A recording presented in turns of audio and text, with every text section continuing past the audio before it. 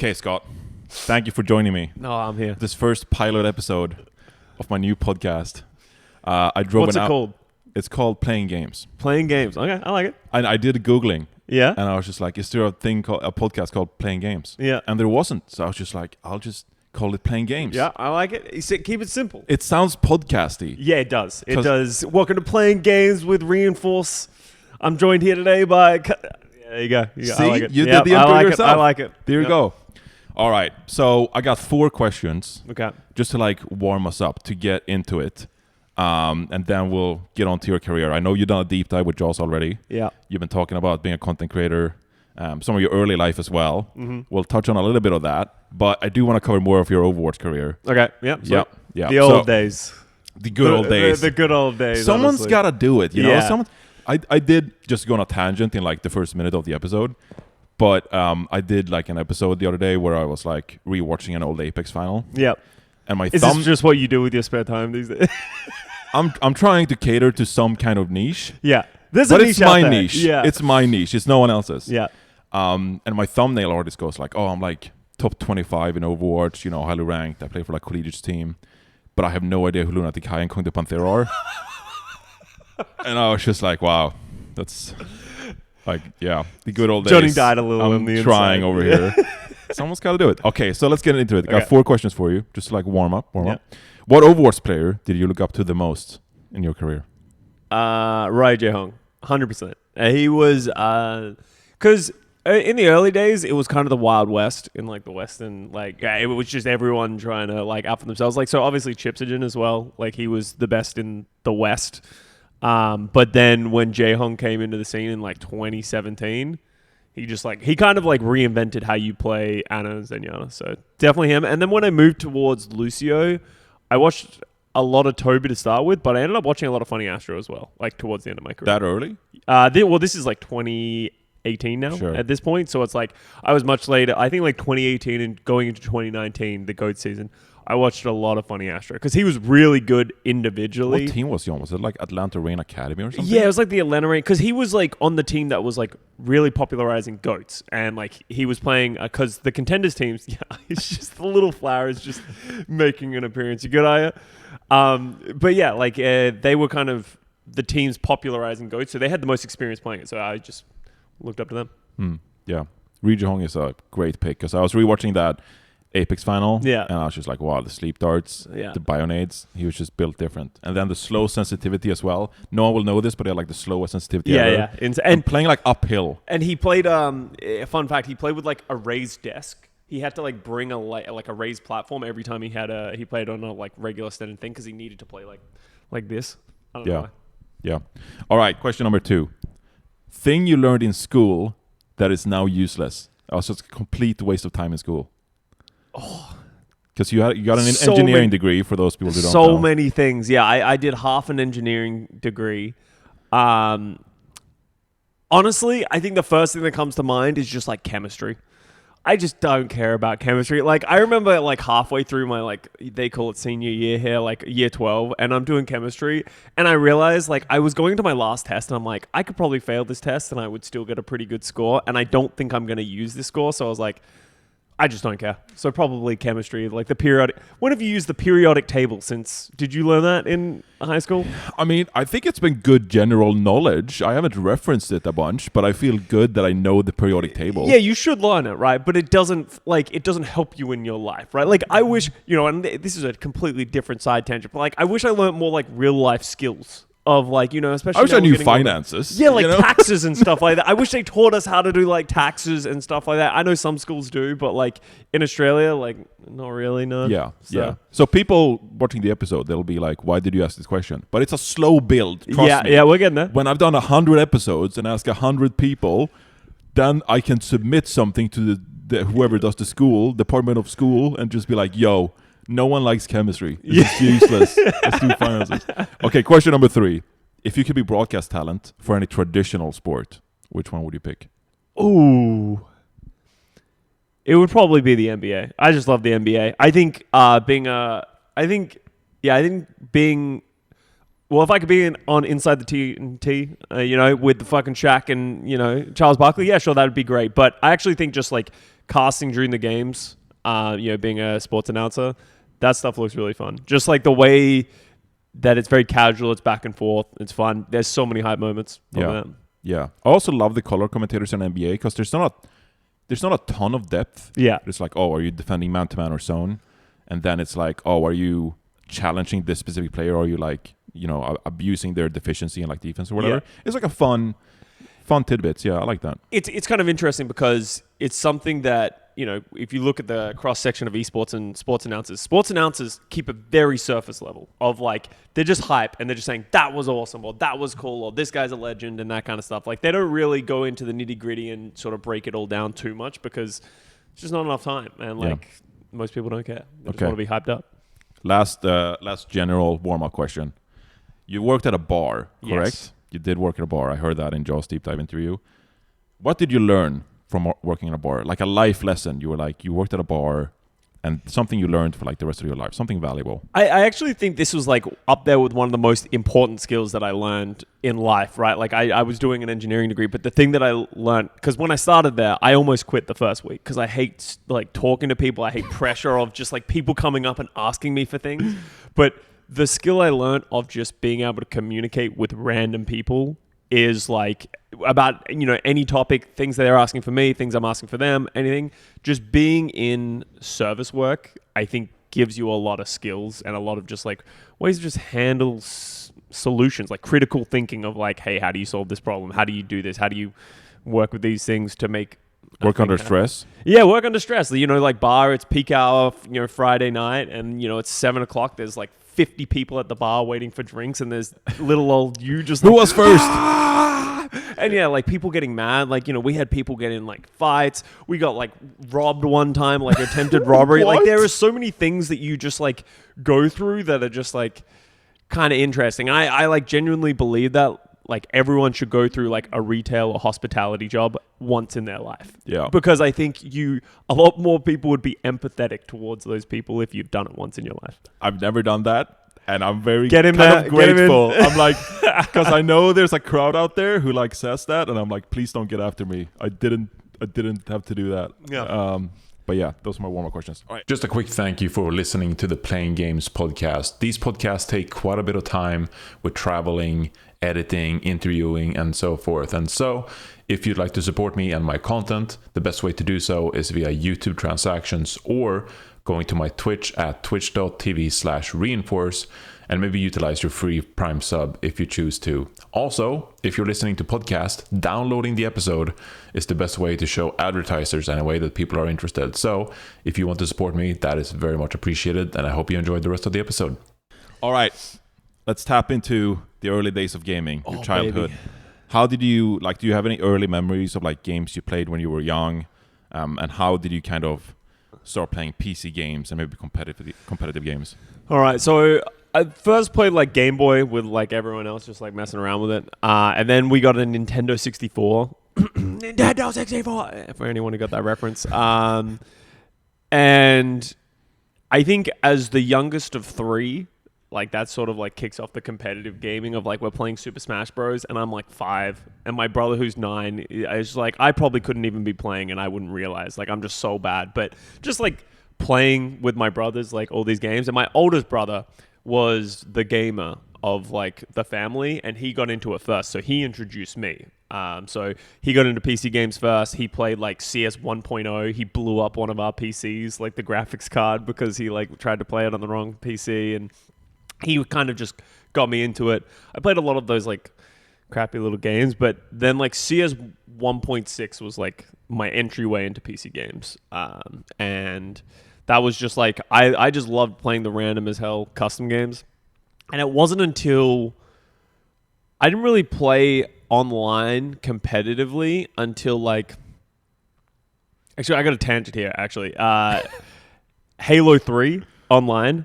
I came back from high school one day and my brother's like, I connected our Xbox to Xbox Live so we can play online against people. And I'm like, that's stupid. Why would I want to play against other people? And then I got like addicted to it, but I played like only unranked. I didn't play competitively. And I remember one guy that I used to play basketball with, he's like, oh, do you play the MLG stuff? And I was like, no, I don't know what that is. And he's like, oh, I play like competitively in Australia. And he was like my age. He was like 14 at the time. And he's like, yeah, I'm traveling to Melbourne to like go play in like the national thing. And I'm like, oh yeah, I'm pretty good though. So you want to play? And he's like, yeah, let's play the MLG 1v1. I'm like, sweet. 25-1. Just absolutely rinsed me. And that was like my first insight. I was like, wait, you competitively play a game? So that kind of like was the gateway in for me. And then the game that actually got me into it was Team Fortress 2. That was the first competitive game I played. Okay. So were you good at Counter-Strike at an early stage? Or no, you were just playing for fun? I was little old Timmy just running around like, you know, in TF2 I started in like Division 6, like it with just like some random people, and I was just doing it for fun. I was never like, you know, these people who are like, they were a prodigy. As soon as they picked up the game, they were no, I was terrible. Like throughout like most of my life. But it's just like, I genuinely believe that there are people who are inherently better at video games, but it's just about the amount of time and like concerted effort you put into it to improve. Yeah. That's what I was getting at, because when I grew up, I had a couple of friends who were just insanely good at video games. Yeah. They were so talented. And then I guess they didn't apply that to the correct video game. Like either they were like outdated video games or like they couldn't really practice, but they had the talent. They just didn't utilize it. But you would describe yourself more as someone who grinded your way there, less talented maybe? Well, like, I wouldn't say less talented. Are you talented? Yeah. I the thing is like, and I've talked about this with other friends before, because they're like, you're good at any video game we play. Like you're just like and board games and board games and just like and it's just like, yeah, but that's because I've like played so many video games, and I've always tried to be good at every video game that I've played. And especially once I hit a certain age, like when I was young, I was just playing video games for fun, and I put hundreds of hours into games and I sucked at them. But as soon as once you got really good at one game, I think this is the thing. Once you get really good at a game and you like learn the formula of how you get great at a game or how you improve at a game, you just start applying that to every game that you ever play. And I think that's kind of it. Once you've done it once, you just start doing it. And that's why people who are really good gamers at one thing, they just go to another game and then they seem to just excel at it. And that's not because they're naturally talented. It's just because they've done it before and they understand and they've learned a lot of the skills. They just need to learn a few of the other ones. Yeah, I feel like for a lot of young players, there's like a shift. This was at least my experience, was that I had good mechanics for a Reinhardt player. Yeah.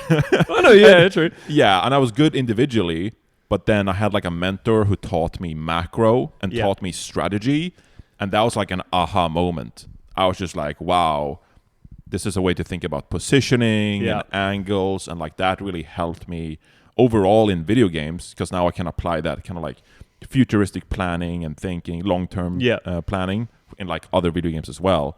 So that was like an aha moment for me that just made me so much better in that. Made me better at other games too. Yeah, 100%. And like that, as you said, like that's what I think makes the kids so good these days. I think they're growing up in an era where a lot of the kids playing video games, they're so exposed to it that everyone's just trying to get good at the games. While when we played, like everyone was just there for a good time, right? Like not for a long time. Like they're like running around in the video game and just having fun. So there was such a small percentage of players really trying to grow.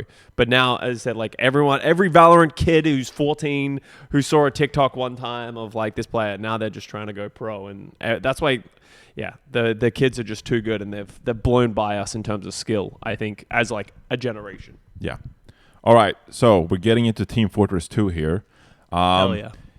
We have a lot to get to, so I don't want to spend too much time on Team Fortress 2, but at least like how you got competitive. You were at least aware that you could play competitively in games now. Did you immediately, when you picked up Team Fortress 2, kind of like, is there a competitive scene here? And did you like start competing in Team Fortress 2? No, so I played like hundreds of hours of Team Fortress 2, just like Badlands, just like running around, just pub stomping, just playing like, you know, Gold Rush, all the casual modes where it's just like 12v12 or like 16 versus 16, and just like running around and having fun.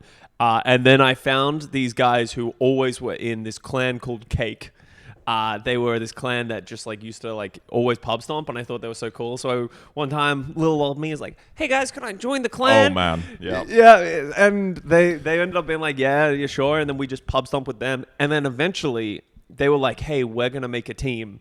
This is actually really sad, actually, now that I think about it. They're like, we're making a team, and they're like, we're going to go for, like, Div 3 in the, Oz Fortress, which is the Australian TF2 league. And I was like, can I play? And they're like, yeah, sure, man. We'll get you on anytime now. And I was like, okay, cool. I'll grind really hard. What do you want me to play? And they're like, we want you to play Scout. I'm like, got it. So I played a ton of Scout, and they just never put me on the team. But I was like, I'll show them. I'll play. So I went to Div 6. I joined Oz Fortress, and I just played Scout. And that was kind of my gateway. And I just, like, I kind of got addicted to it. Like, that was when I first scrimmed. And, like, you get together at the same time, most nights, and you play some scrims. And then I just got better and better and better. I got to, like, Division 3, just, like, playing. Those guys ended up, like, not playing anymore. Got to, like, Division 3. Then I was like, hey, I'm not that good at Scout, but I really like Medic. Fun fact, I used to watch Pure. You remember he was a Splice player? Yep. I loved watching him play Medic. He's the reason I ended up playing Medic and ended up playing support in most video games, just because I thought it was so cool watching his streams and watching him play. And then from there, it was just like, that's when we got into the esports scene. That's when, like, Team Immunity, the best Australian team, they were going to, like, I-49, I-52. They were playing against, like, Sideshow and Bren were, like, the guys there. Flying from Australia to the UK? They were. Oh, they were. I wasn't. I was, like, I think I-49, it was, like, crowdfunded by the Australian, like, community. So Amazing. everyone, like, just, like, crowdfunded to send them there. And it was Send awesome. the best. Send the best. Like, Clockwork was there. Yeah. Like, he was, like, one of the best scouts of that era.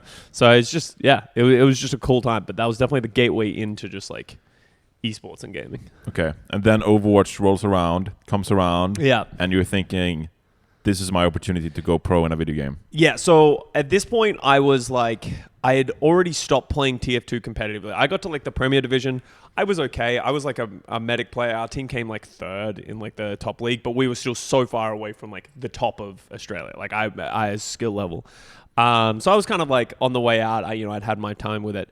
But then Overwatch comes out. I'm doing my third year of university, and I'm just miserable because it's civil and structural engineering, and I just don't. I wasn't passionate about it. So Same. Oh yeah. But high school. Yeah, Same. yeah. You just get to a point. So then, like, Overwatch is rolling around, and I'm like, StarCraft 2's come out since then. I love StarCraft 2. It got me, like, really into the esports scene. Like, I watched a lot of StarCraft 2 in the esports, and I was like, Those MLG access passes. yeah. GOM TV, watching, GOM TV. watching all those tournaments, like Code S and stuff. So, like, I loved it. And I was like, if I was ever going to go pro in a video game, it has to be Overwatch, right? Like, all of my skills are in Team Fortress 2, all of my hours, all of my things, it's 6v6. I can do this. So I've told this story before, but, like, I was in the middle of a test in the middle of my third year, and I was failing it miserably. Like, I was like, I could only answer, like, half a question. And I was like, man, you know what? I'm just going to defer for a year, and I'm going to travel to North America. Because if you want to go pro, staying in Australia is just so hard. The number of people that actually get out of Australia, like, even now, looking in hindsight, 5 players out of Australia really ever made it. So I was like, I'm going to go move to North America. I knew some friends up there from TF2. So I was like, I'll just go move up there. Fun fact about that test that I was failing, 70% of the class failed. That's a hard test. Yeah, they overdid the test, so everyone failed. So they ended up not doing the test. So I was like, I'm failing out of this course, but really everyone was failing out of the course. So, but yeah, thanks to that teacher, I ended up ripping the Band-Aid off and moving to Canada around beta. Yeah. It must have taken a lot of family support as well to, like, hey, I'm going to move to North America and play video games. Yeah, that's a hard sell. Mum was definitely, like, the hardest one to go through, because I'm like, I'm just going to do this because I had money saved up from working at the bar. That's great. Yeah. And I was like, I'm just going to go. You can get, like, a 2-year working holiday visa in Canada as an Australian, where you can go, you can work part-time, or you can just vacation there for 2 years and, like, do stuff. So I was like, I'm just going to go. If it doesn't work out, I'll come back. And then I'll do my course. And that mum was like, just finish university, then go. And I'm like, it's kind of not how the timing works, right? Yeah. It's now or never. I got to go now or never. And you were at my wedding when I told this story, but, like, my oldest brother was really the one that advocated for me the most, because, like, he's watched me play games, and he got me into games, and he was like, he sat down to my mom and he said, I think he can do it. Like, I genuinely think, and I think that's really meaningful to me, and it like gave me a lot of drive. And I remember like talking to my middle brother, my other brother, and he was driving me like the day before I left, and he's like, so do you think you can actually go pro? And I was like, I think so. We'll He's see. like, that's cool. Yeah. And the rest is history. Yeah. Okay, so Overwatch is kind of coming out. You're, I guess you're choosing a role. I mean, wasn't this the alpha like November 2015, or more like the beta like early 2016?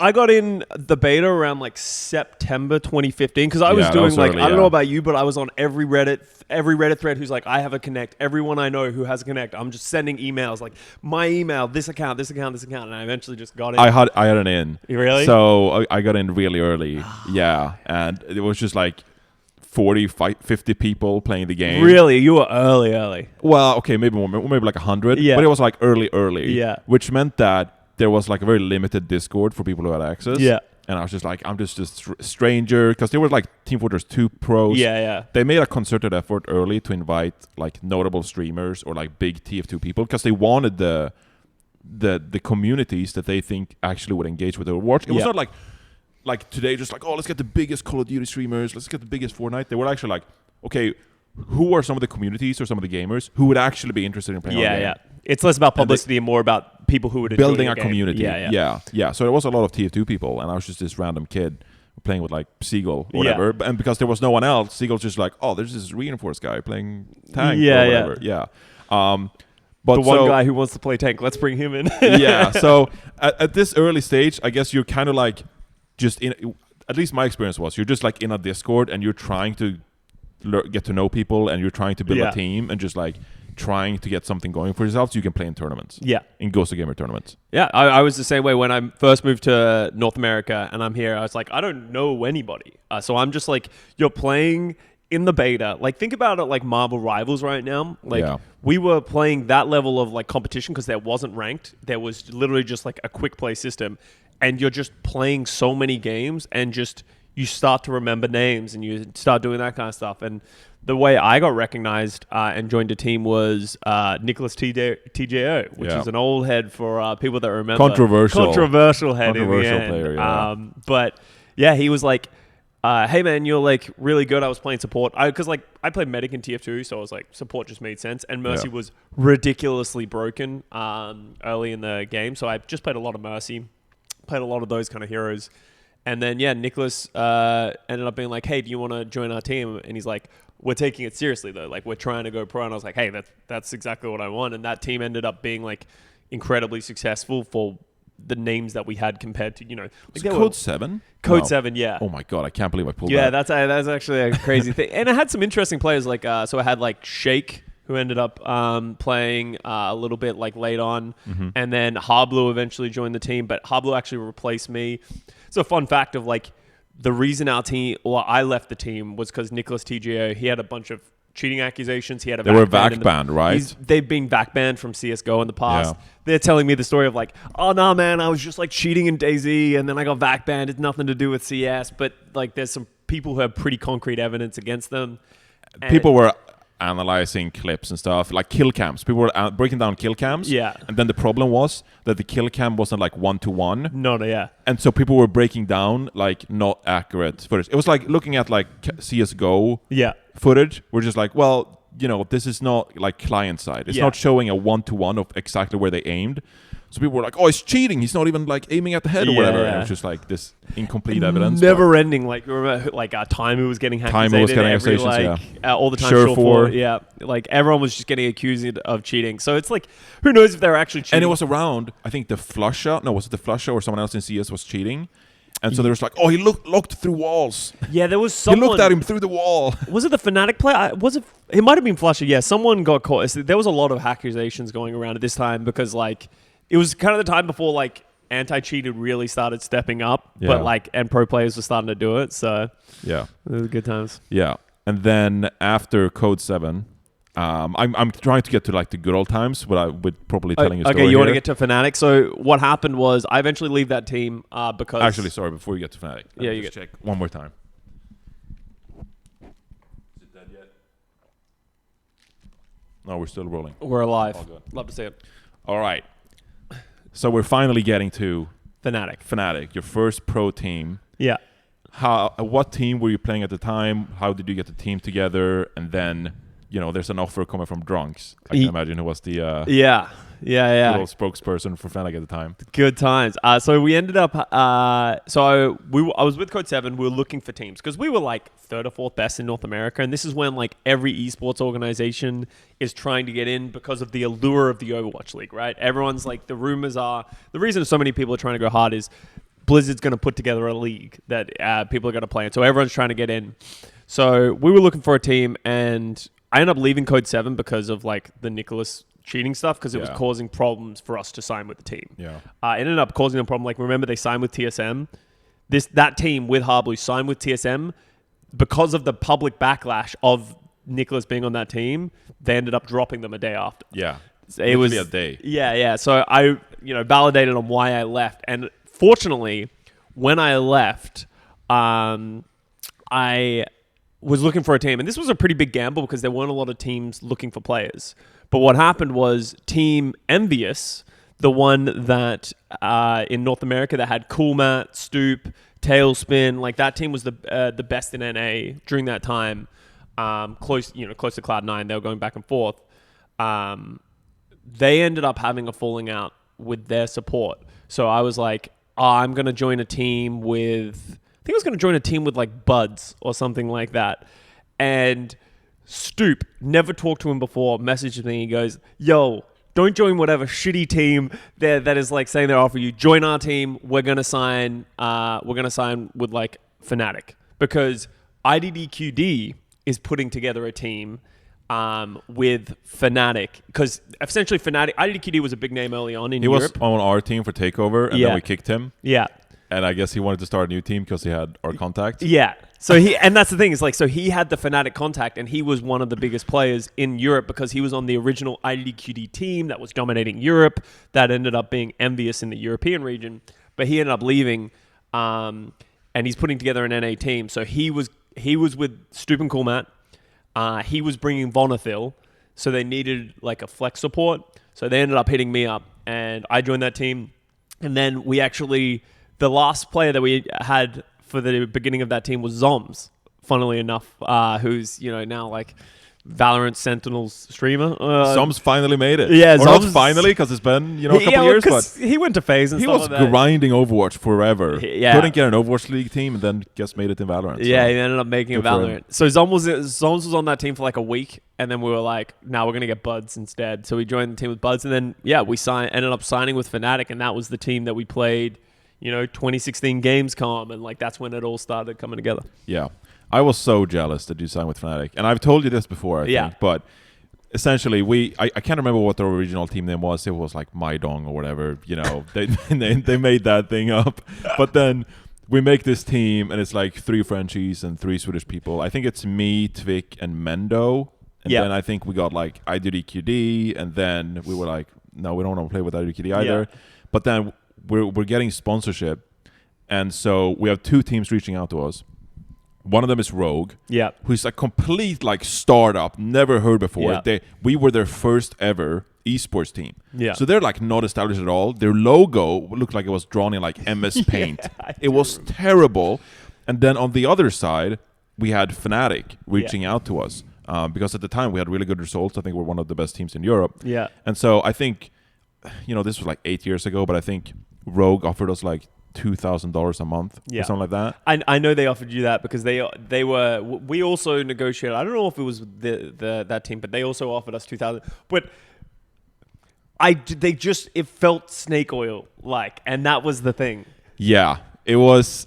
So we were like, is this legit? And then on Fnatic, I think they offered like $1,500 a month or something like that. So it was like a lower offer, but they were like more credible. Yeah, they were offering like $1,250. I think we started $1,250, but the thing that we really liked is they had a scaling thing of our monthly salary would increase based on if we got a top 3 result at an international event, we would gain money in our monthly salary. Yeah, that could have been useful for us. Yeah. But then the straw that broke the camel's back was that Rogue was like, oh, we'll buy you sick PCs. And so we have Wins on the team, who's like really successful Quake player. Yeah. He was like very really good, good at very Quake, good, really smart. And so he's had a successful career. And just like, oh, I could use a sick PC. So he was like, yo, if you get me like a $2,000 PC, we signed with Rogue. Never saw these PCs. No, not a chance. Never saw these PCs. And you know, I give a lot of credit to Rogue. They always treat us well. They were an amazing organization to play for. I love those guys, and if I get to see those guys the staff again, like I'd buy them beers. They were awesome. But I was the biggest Fnatic fan growing up. I was because they were huge back then. That was in CS times, Sweden right? as well, Fnatic, and I mean like all these guys like Karn, Gux, Archie, like Get Right. These were all. Khan's a really nice guy as well. Like he's like one of the main runners of it. I had a massive poster in my wall. It's like not even a poster, but it's like when you're like it's actually the wall. Yeah, It's just like a huge Fnatic logo. So I have this photo of me when I'm like 15, and it's like a huge Fnatic wallpaper. That's sick. And so Fnatic are reaching out, just like, hey, do you want to pick a, you know, can we pick up your team? And I'm just like, this is like a Hollywood movie come true. Like, I'm the biggest childhood fan, and now like I get to play for this org.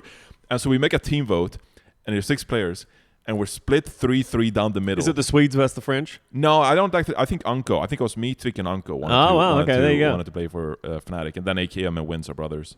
But we ended up. I don't even know how they decided. I guess like the oldest person in the room just like, no, this Rogue. Sorry, you know, tiebreaker. I'm putting my foot down. Yeah, exactly. So that pained me that I never got to play for like Fnatic, because that would have been such a huge moment. So instead, you sign with Fnatic instead. Yeah. And now we enter kind of like the fall of 2016. Yeah. Which was a really eventful and fun fall. I mean, biased. Yeah. But still starting out with Atlantic Showdown. Yeah. You got to travel to Europe. Do you remember anything from that tournament at all? Yes, I will, because I remember because like, you know, one of the things that I'm so grateful of, you know, people like to say like, you know, I didn't have a long career, or like, you know, people don't consider it.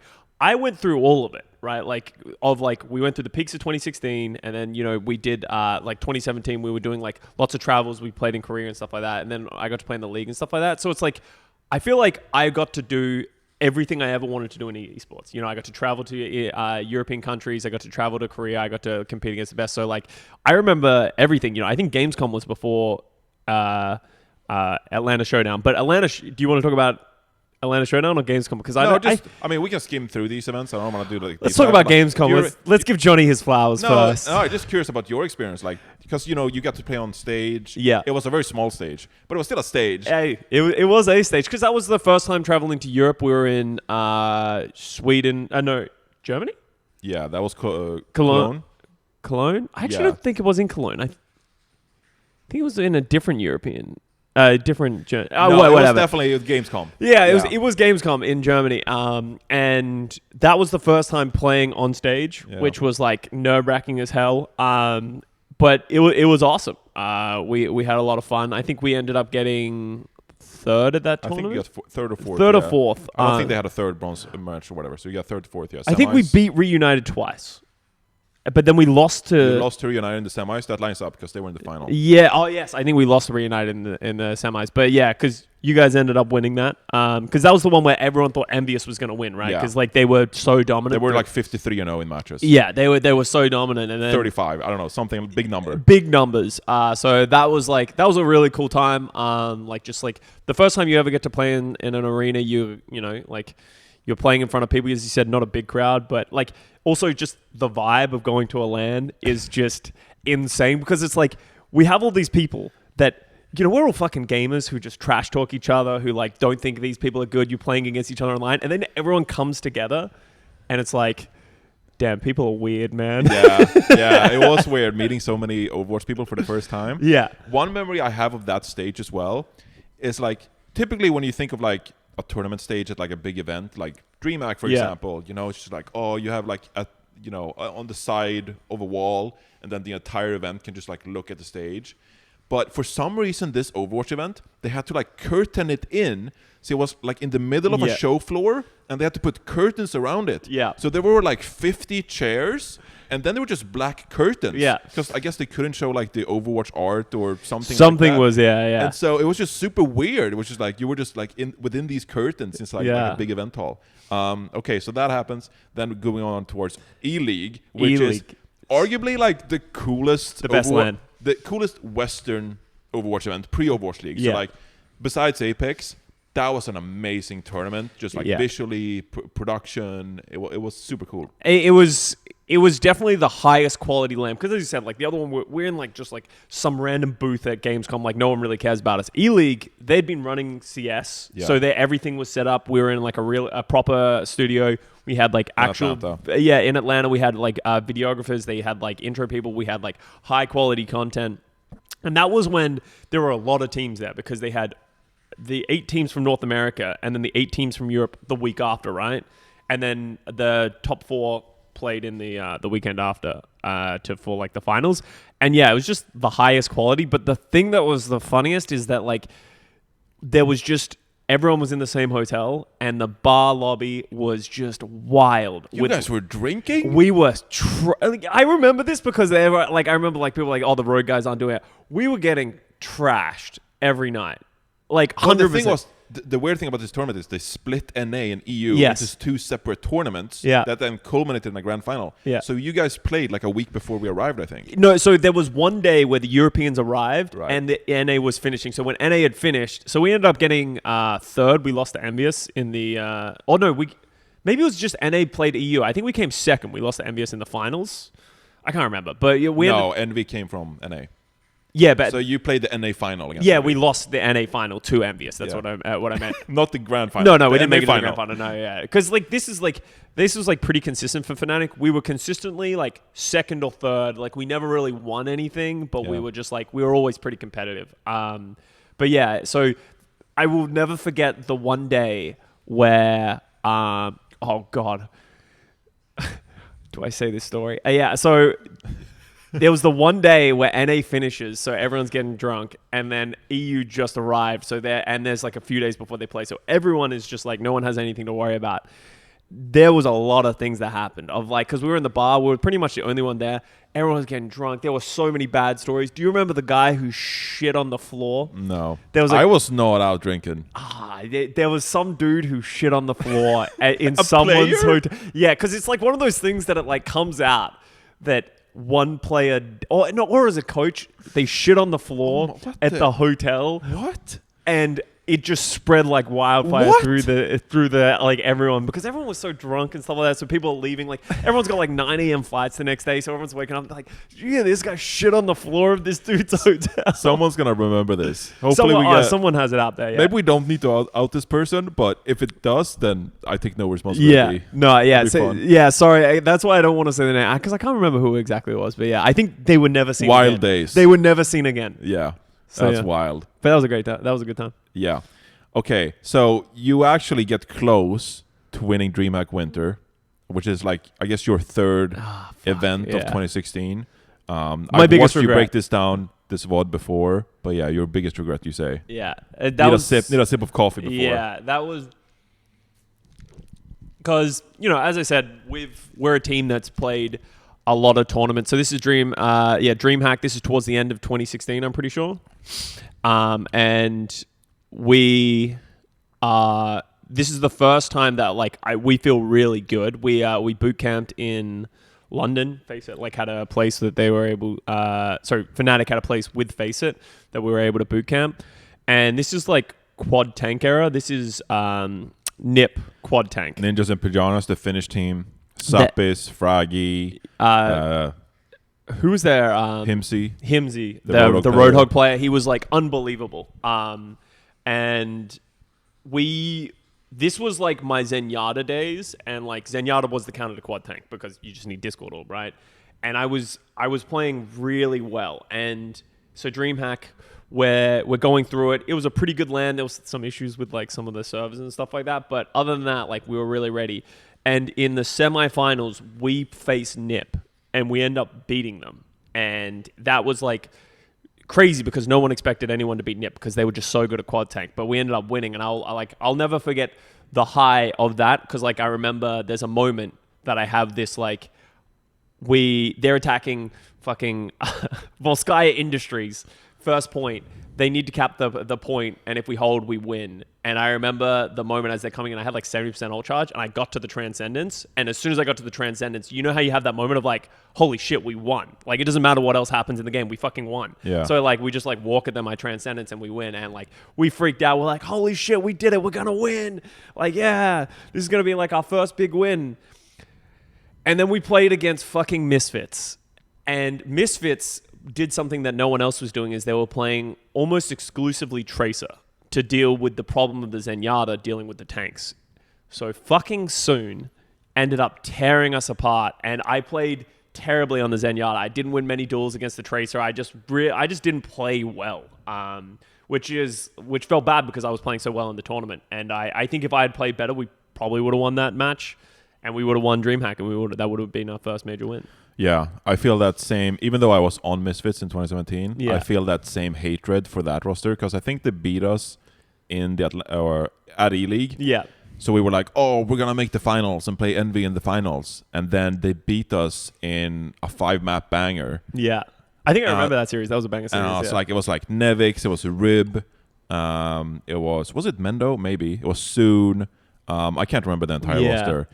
But yeah, I hated those guys because Yeah. they ruined my dreams. Yeah, that's it. Right? Like it just came out of nowhere because that team was like very sneakily good. They were sneakily good, and also it was interesting at the time because these teams had like their different play styles. So like Soon was obviously an amazing tracer, Yeah. so that was like their win condition. Then you just had like NIP, like quad tank. We were in Korea at the time, but it was like so hard to prepare. You kind of just had to like play your best game, Yeah. and hope that you matched up pretty well against what the other team was doing. Yeah. Um, Because actually, worth noting for that tournament, the reason why it felt very achievable is because that was when Rogue and Envy, that DreamHack winter was when Rogue and Envy were at Apex Season 1. So that meant like there weren't the two best teams that were probably just ahead of everyone else weren't there. So yeah. that's feels bad. Also, there was more teams. I think there was like Fnatic or not Fnatic, Reunited and Cloud9. Yeah, But, yeah. Yeah, I don't know. But I think we were better than those Yeah. teams at that time. Yeah.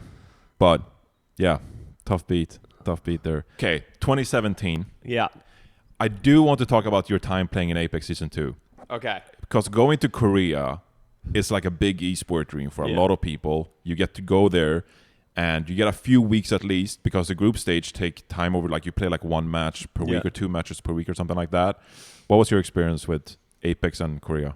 So we end up being one of the few teams that ended up qualifying. Who went to the Apex Season 2? It was us, you guys, Rogue, Envious, We were and Misfits at the time. Oh, it was Misfits, sorry, Envious, Misfits, you guys, and Cloud9. Cloud9, yes. And this is when we're still pretty confident because this is coming off of Envious winning Apex Season 1. So the West is still like, we're still the best. You know, Korea's been coming and nipping at our heels and we've been like seeing them improve. But like people don't, if you know, you weren't back then, 2016, the Asian countries were considered like not very good. Like they're like the Chinese China teams, specifically. Yeah, China specifically were very poor, and like Korea was like not that good either. So like this is true with all esports. NA and EU starts very strong. So we were pretty confident in ourselves. And then we go to 2017 and we're getting an Apex Season 2. And I think you had a pretty similar experience very early on because we got there, we started boot camping probably 2 weeks before the group stage happened. They put us in a hotel.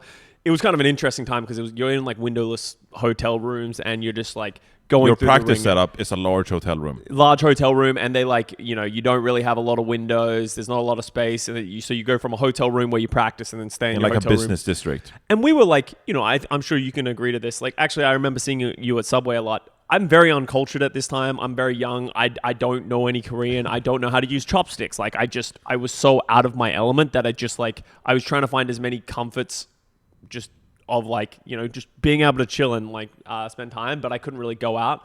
Obviously, it was fun. We did go out a lot and we learned a lot and had a lot of fun, but I was kind of just like, it was a grind. And the reason it was such a grind is because we get there and it's like, ranked is hard, but we're doing okay. But scrims did not go well. We're playing against Korean teams and, you know, LW Blue and Lunatic High. At first, it was so bad that at first when we got there, all the teams wanted to scrim us. and we didn't win many maps against those teams. Like, and we're like, holy shit, these guys are incredible because this is Genji meta. This is Ana Genji meta. Korea's really, really fucking good at this. Like, Who Are You back then was doing disgusting things, and we were just getting absolutely bodied. And we just like, you know, that's really hard for a team when you're like all stuck in a hotel room. Scrims aren't going well, and you can see the writing on the wall is like, shit, we're in trouble here. Yeah. It was tough. We were. I can only speak of my experience as well. We were in a group with Lunatic High, LW Blue, and I think like AF Red or something. And like AF Red, they were just like a sister team of AF Blue or whatever. Yeah. Just complete like stomp. Like they were just nobodies. But then we had Lunatic High and then LW Blue. So we play LW Blue early on. Which is good because that means we can scrim them afterwards. Because we don't want to scrim them going into the match, but we get absolutely stomped. This is the New York Excelsior core, the 2018 New York Excelsior core. I think for the most part, I think they had like everyone but Jonak, I think. But Jonak, but I think Arc was their main support. They had like Janus was their tank. Yeah. But yeah, they were just like a beast. They were like. So then we play that match, we get stomped, and we get to scrim them. And I swear to God, they were like 25-1 or something in scrims against us. Maps, 25-1 in maps. And then we have to play Lunatic High to advance out of the groups. And our scrims didn't go too well either. We, you know, our entire Misfit story, you know, story for another time. But like, we tried to make like put a team together, but we didn't have the roles required. Yeah. So we always were in a constant flux. We're like, oh, is Nevix going to play flex support? Sebosai wants to play off-tank, but he's also our Lucio shot caller. And then, like, roles weren't as established at that point, which really speaks to the level of Overwatch, but it was not structured at all. And coaches. The big thing to really highlight during this time is coaches existed, but they didn't have power. They recorded VODs. Yeah. They didn't have power. They were kind of like team managers or people that did like a lot of the grunt work or getting like scrims and stuff like that, because you're kind of in that period where like no coaches are experienced enough as the players. So every team is pretty much player run. And that's kind of why maybe Korean teams ended up improving, because like when things are going wrong, what happens is you're trying to have a democratic process of the team, but everyone has so many personalities. Everyone has their own biases towards themselves and stuff like that. So it just creates a lot of like friction in these teams. So especially when things are going wrong. We brought someone. We had Peak, who later on was part of, I think, Dallas Fuel. He was like an assistant. He was on Dallas Fuel like for a bit there. Yeah. So we brought him in, and let's just say there were a couple players in the team who were not very receptive to what he had to say. He had a very I would say scientific approach of coaching, from my experience. He did, and at that time especially, I don't want to criticize Peak because by all accounts he was a lovely guy, but at the time, just like you said, coaching wasn't established, and players only listened to other players or former players who they knew had knowledge of the game itself. They weren't listening. Some players weren't willing to listen to like an external opinion. Just a guy, yeah. And so Peak just came in from the start and was like, didn't have the respect of a lot of people in the team, and it led to like a miserable experience where people were just like, just record the VODs, man. Like, I don't care what you have to say, which was really shitty in hindsight because we're just stuck in a hotel room for like 4 weeks. So yeah, tough beat. Korea ends up being way better. Apex Season 2 beats both of our ass. Yeah, we won one game. We beat Flashlux. Who were terrible at the time. Who were terrible. The only player they had was Fleta. Yeah, and literally everyone who scrimmed Fleta, they were like, scrimmed that team, they were like, hey, in this match, you shut down Fleta, you win the game, which was true. And we ended up beating that team. And then we were in a group with Kongdu Panthera and I can't remember who the other team was, but we went 1 and 2 in the group. Kongdu Panthera was good. Yeah, it was probably Birdring Rascal. I don't know if Birdring and Rascal was both in that team, but it was like that kind of core. Yeah. Really good team. I remember we played Munchkin at the time. You know Munchkin who plays Valorant now? Yeah. He also played in Boston Uprising, for example. Yeah. He was on a team called like Rhinos Gaming Titan, was like a challenger team or whatever.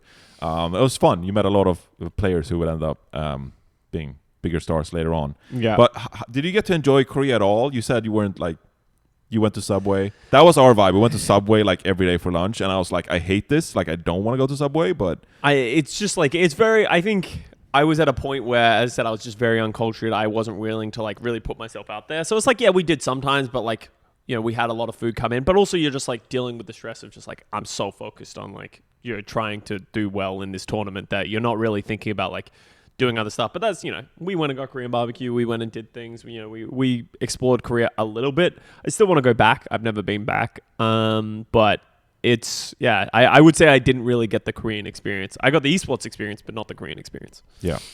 Okay, so fast forwarding rest of 2017. Again, this is pre-owl, but Yeah. you, I remember early on before Overwatch League, you joined this team called Arc 6, I think Yeah, it's called, classic. and it's like, was Ginger Pop on that team? Yeah, so that's XQC Space, Dante, Ginger Pop, ZZA, Ginger Pop, yeah. and myself. I was replacing. I don't know why I remember Ginger Pop when you have XQC and Space and Yeah, stuff, and yeah. Dante, but Ginger Pop.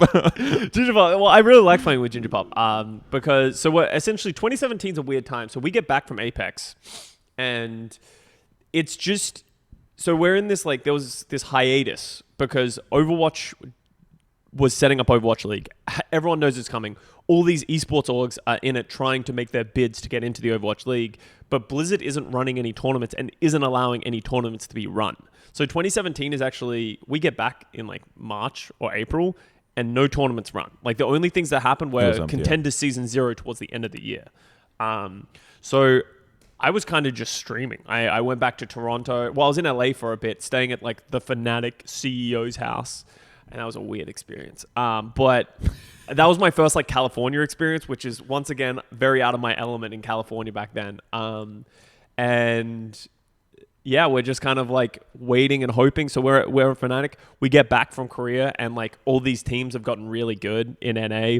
We're having a lot of issues. We ended up like losing Vonethil. We picked up Tailspin. We picked up like, we went through like a lot of different things. But eventually what happened is Fnatic's like, hey, we just found out we're not getting a bid. Like we're not gonna get in. We're dropping the team. Like, and a lot that happened to a lot of esports. So it's like, I think they were gunning guys? for the London spot, but then Cloud9 got it instead or something like that. Yeah. And like, so that it was kind of one of the things of like a lot of esports orgs that were in, as soon as they found out they're not getting in the league, they're out because it's like, why would I still be in the esports if I'm not going to get the bid? Yeah. So then Fnatic ends up dissolving, and because this is when every player is now like, all right, if you can join a team as a team, that's great. But that didn't. How many teams did that happen to? Like Envious, if that. Like, so Yeah. everyone wanted to stay together, but it got to a point where everyone's like, hey, everyone's out for themselves. And that's when I joined Arc 6 because they were one of the teams on the rise. I ended up coming in for the flex spot, and I was only on that team for like 2 weeks, but people remember it because we had that one tournament where there was like the Sombra meta. You remember that? Where like the flex support played Sombra because you got ult charge off of hacked health packs. Yep. So I did that, and then we had that tournament, the one where XQC we lost to Rogue, and they went to Korea. So it was we a great time in North American Overwatch history. Yeah, it was good, and like it was fun, and I remember those days because XQC, he's obviously probably one of the biggest streamers still already in Overwatch. So we're trying to like talk to teams about go together. You know, we talked to like Tempo Storm. We talked to all these teams who were like, yeah, I'm interested, but they all just wanted a bid. And like we were trying to get together as a team, and eventually the same thing happened where we're like, nothing's happening.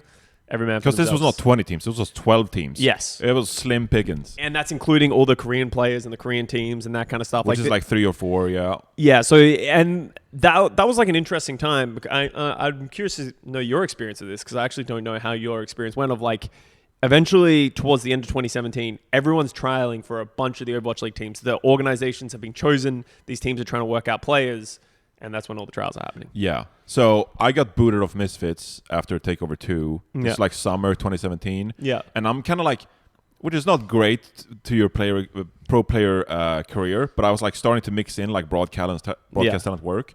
So I worked like the World Cup qualifier here in Los Angeles, which obviously you can't play Overwatch at that time. I was doing one in Poland, can't play Overwatch at that time. And that's where I found out that I think the South Korean World Cup team was scrimming the new Misfits roster. And they were like pressing tab, and I was like, wait, that's my team.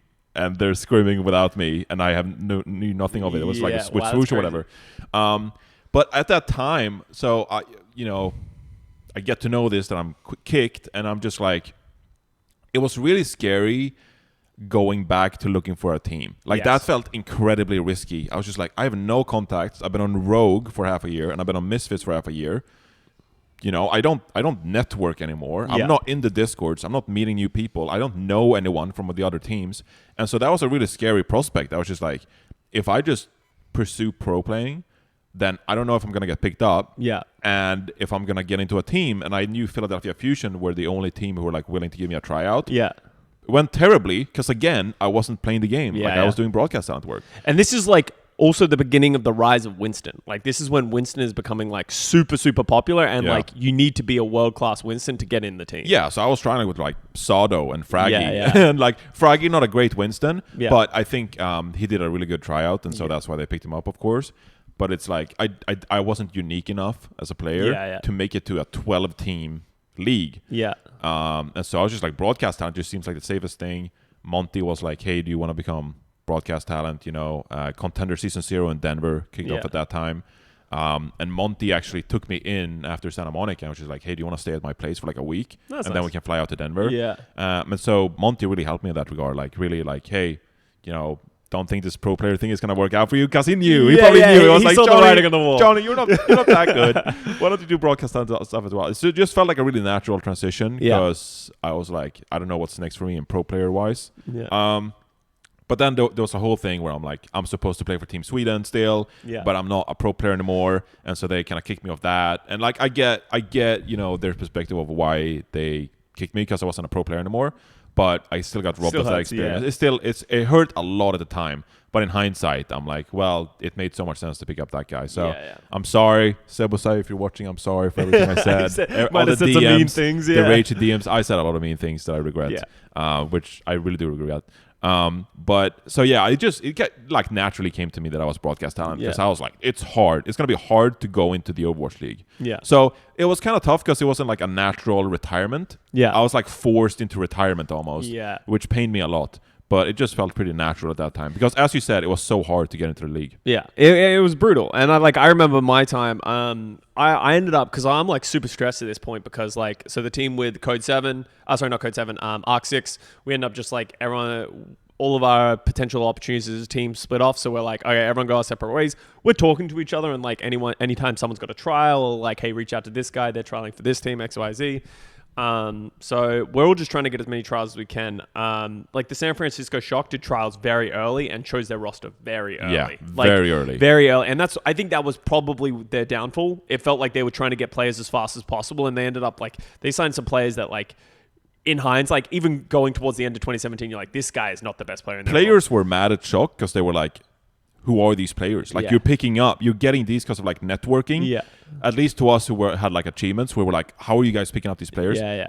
Worked out for some of those guys, but for others, it was just like they got dropped like halfway through the season. Was it like Dak and like, I wasn't gonna name names, but you did. Yeah, like Dak. Like Dak was like, he was a cool Lucio, and I think he's one of those people who like, he did some fun stuff, and they were like, oh, this is cool, and they went for it, and then they were like, oh, this might be a mistake. And like there was some, as you said, there was some success, but that team didn't come together. Yeah. So like, I didn't get into that team. London Spitfire was interesting as well, but they ended up going in a completely different direction. I think they picked up both Kongdu, Panthera, and who did they pick up? They picked up two teams. Kongdu, Panthera, and not Lunatic. GC Busan, yeah. And those was Profit, and those were the two best teams. So they're like, we're picking up two of the best teams in the world. And we 12 were like, team roster, or 12 player roster. But so there weren't that many teams as a Western player to try out for. So I got 2 trials. The first one was with Dallas Fuel, and that was even like a weird situation, because what happened was I knew Kai from Apex and stuff like that, so I messaged him because I knew he was putting together the Envious team, and I was like, hey,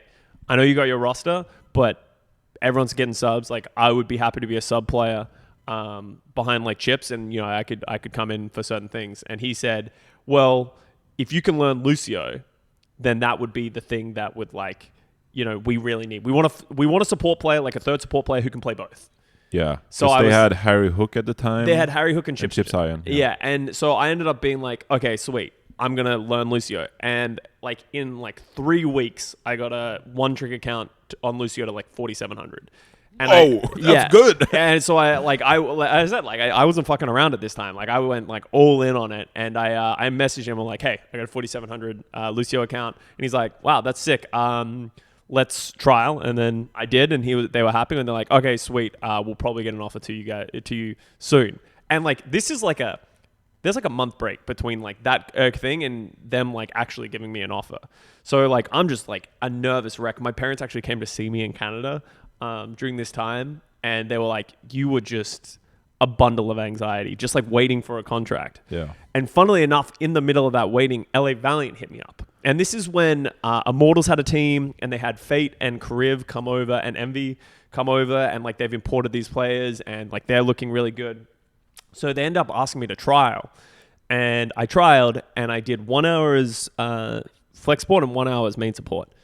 And I fucking was woeful in the flex support trial. And I was like, I got owned by Kariv, and deservedly so. Karib's a fucking beast. But then they were like, we really liked your Lucio. They just liked the way I thought about the game and the way I like did that kind of stuff. So they were like, hey, we'll give you an offer. There weren't a lot of Lucio players out there who were smart at the time. Exactly, right? So, and like Lucio wasn't really like a mechanical role. Like that's not what they were looking for these players. Like it was a lot of people who were calling and people who were just going to stick with the team. So, and as I said, like it's worth noting, I had never played Lucio in a competitive match. I've never do that. I just learnt Lucio a month prior. So like, I'm just like figuring it out right now. And LA Valley were like, what offer do you want? I was like, I'm planning on getting an offer from Dallas Fuel. And they were like, okay, sweet. We'll give you an offer and then we'll wait to hear from Dallas Fuel. And Dallas Fuel gave me an offer and I said, hey, this is what Dallas Fuel is. And they're like, how much would we have to pay to get you to not take a Dallas Fuel offer? And this is important context because Dallas Fuel was envious. The best team in the world considered by everybody. This team was going to go number one in the power rankings. Everyone thought they were going to be the best. And I was like, honestly, I don't think there's something you could offer me that would make me want to go for LA Valiant over the Dallas Fuel, which is funny in hindsight because I end up signing with the Dallas Fuel, and that was just an absolute train wreck. So, all right, we took a short break. That's why the notepad appeared. Yeah. I'm gonna start off with a tough question here with Dallas Fuel. Oh, okay, here we go. Dallas Fuel, like you said, hyped up to be the best team in the world, or the best Western team in the world, not barring the Korean teams, of course. Why was Dallas Fuel in season 1 a shit show? See, it's funny because we're far enough away and most of the people have moved on with their lives that it's like, because I've had a pretty strict, like, I don't like throwing shade at, you know, we do it behind closed doors and everyone behind closed doors generally knows what's up. But like, I don't like to disparage people in public. So I don't want to go too in depth with it, even though those people don't really exist in the scene anymore. But like, I think there was a fundamental like coaching problem. Like Kai was the only coach, but he was trying to, and they did end up adding Peak for a little bit, but it didn't really work out. And like Kai was spread so thin. I think you actually saw this in teams later down the line at Overwatch League. Those players had already been wildly successful, the Envious guys, in Apex earlier seasons, and I think they were very confident in themselves, but they were complacent with the amount that they were willing to improve and practice. And then you put Effect, someone who was one of the best players in the world, but has puts unbelievable pressure on himself. Very emotional. Very emotional. And then he's looking around him and players aren't putting their best foot forward. You know, like Harry Hook was a great Lucio because he had good aim, but he didn't really know how to wall ride. Which in 2018 as a Lucio is kind of like an insane thing to think. And like Kai's like saying to Harry Hook, learn how to wall ride, just put time in, like Custard learned in like a month, like you can do this, right? And like he just like didn't really want to put in the time. Chipsogen, I'm not going to speak to that, but he was going through a lot of his own demons and like going through his own trials and tribulations. Taimu is someone who's just like an incredibly emotional person, who's just like, when the pressure really started ramping up, I think he didn't handle it very well. Effects going through it in his own rights. And then, you know, I think there were some very poor signings that I think created more problems in the team than they solved. So obviously stage one, that our team was actually not terrible in stage one, right? People like to say that we were terrible, but like we were playing against good teams. We were somewhat competitive. Like we're kind of middle of the pack, I think, right now. Like, and the issue is that we just never chose a roster. Like I played main support, I played flex support, I played Mercy. I went back to we were playing musical chairs on support, so everyone's playing everything. Taimu's coming in to play Winston at certain times. Coco, like I'll speak to this. Coco like just retired in the middle of like a stage, essentially. Like he got to a point where he's like, I don't want to play anymore. Quiet quitting. Yeah, like quiet quitting. Like literally, like it's people like, why is Coco not playing anymore? Like he literally just said like he doesn't want to play anymore. Like, and he got to a point where he wasn't enjoying himself. XQC is getting suspended. Like we wanted to play with him, but he's getting suspended. And like the times we wanted to come in, it's just very volatile. And then we have what other signings? Then at some point we signed Rascal and Seagull. So Rascal gets outed from London Spitfire with all that shenanigans. Rascal comes in and he's like, what? He's literally the community meme where he walks in and everything is on fire. And Rascal's like, what is going on here? Like, it's like, this is crazy. And he's literally like mad at players for not trying. He's like, he's coming in as like, and it's not going well.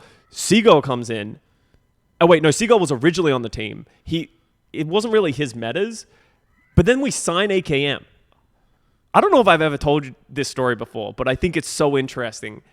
We're at dinner with like 10 of us, the entire team. Kai sits everyone down. He's like, we've signed 2 new players. We signed Rascal and we signed AKM. And Seagull literally asks, what is my role on the team now? And like Kai didn't have an answer for him. Like Kai, like literally, it was like one of the most uncomfortable like situations because he just didn't have an answer for him, and it felt pretty short-sighted with like the signing because like now we had like 4 or 5 DPS players, but like Effect's always gonna play, so it's like why did we sign? Like we signed them because they were great players, but then they didn't fit in the team, and that wasn't solving the problems we had. So then Seagull ended up like being like, I'm just gonna learn tank, and Kai's like, cool. And so he ended up learning tank, and he was a great D.Va player and a great tank player. For like 2 matches or something? Yeah, but because Time had to go to the restroom or something? Well, no, that was like a different situation as well, because it's like, yeah, that was the one where like we were having issues with like Coco didn't want to play main tank, XQC suspended, Mickey was coming in to play like Winston sometimes, and then Seagull was filling it. Like, just think about how many things I've just brought up in the last 5 minutes. That is why Dallas Fuel was a shit show. And this is like 3 months, 4 months. This is over the not even that. This is like 2 or 3 months. So it's like there was just so many moving pieces, and I think it wasn't managed well to like solve the problem. No one ever really sat down and we like really like tried to solve the problem. Everyone was just trying to do band-aid solutions and move pieces as quickly as possible to solve the problem, because there was so much pressure on us to perform that it ended up just like everything broke apart. Yeah, and especially during the Overwatch League day, Dallas Fuel has a lot of pressure on you already to be like the best Western team. And then Overwatch League, at that time, like the production that went into it, puts like a huge microscope on the entire team, where we were listening in. The communication was bad, and we were like sitting on the desk just like, oh, listen to this awful communication, and like no planning, and like you're mixing players around. Like a lot of pressure, like you said, to play for that team at that time. Yeah, and I was like, as I said, I came in and I was like, I'm going to have a cushy job. I'm going to come in here and I'm going to sit on the bench and I'm going to learn from Chipsogen and Harry Hook, 2 of the most like decorated support players. And as I said, it ended up being just like we were all over the place. And yeah, that was a brutal 2 months. Yeah, and I think another thing that was pretty eye-opening at that time as well was that you had these really well-accoladed players who had like a ton of achievements.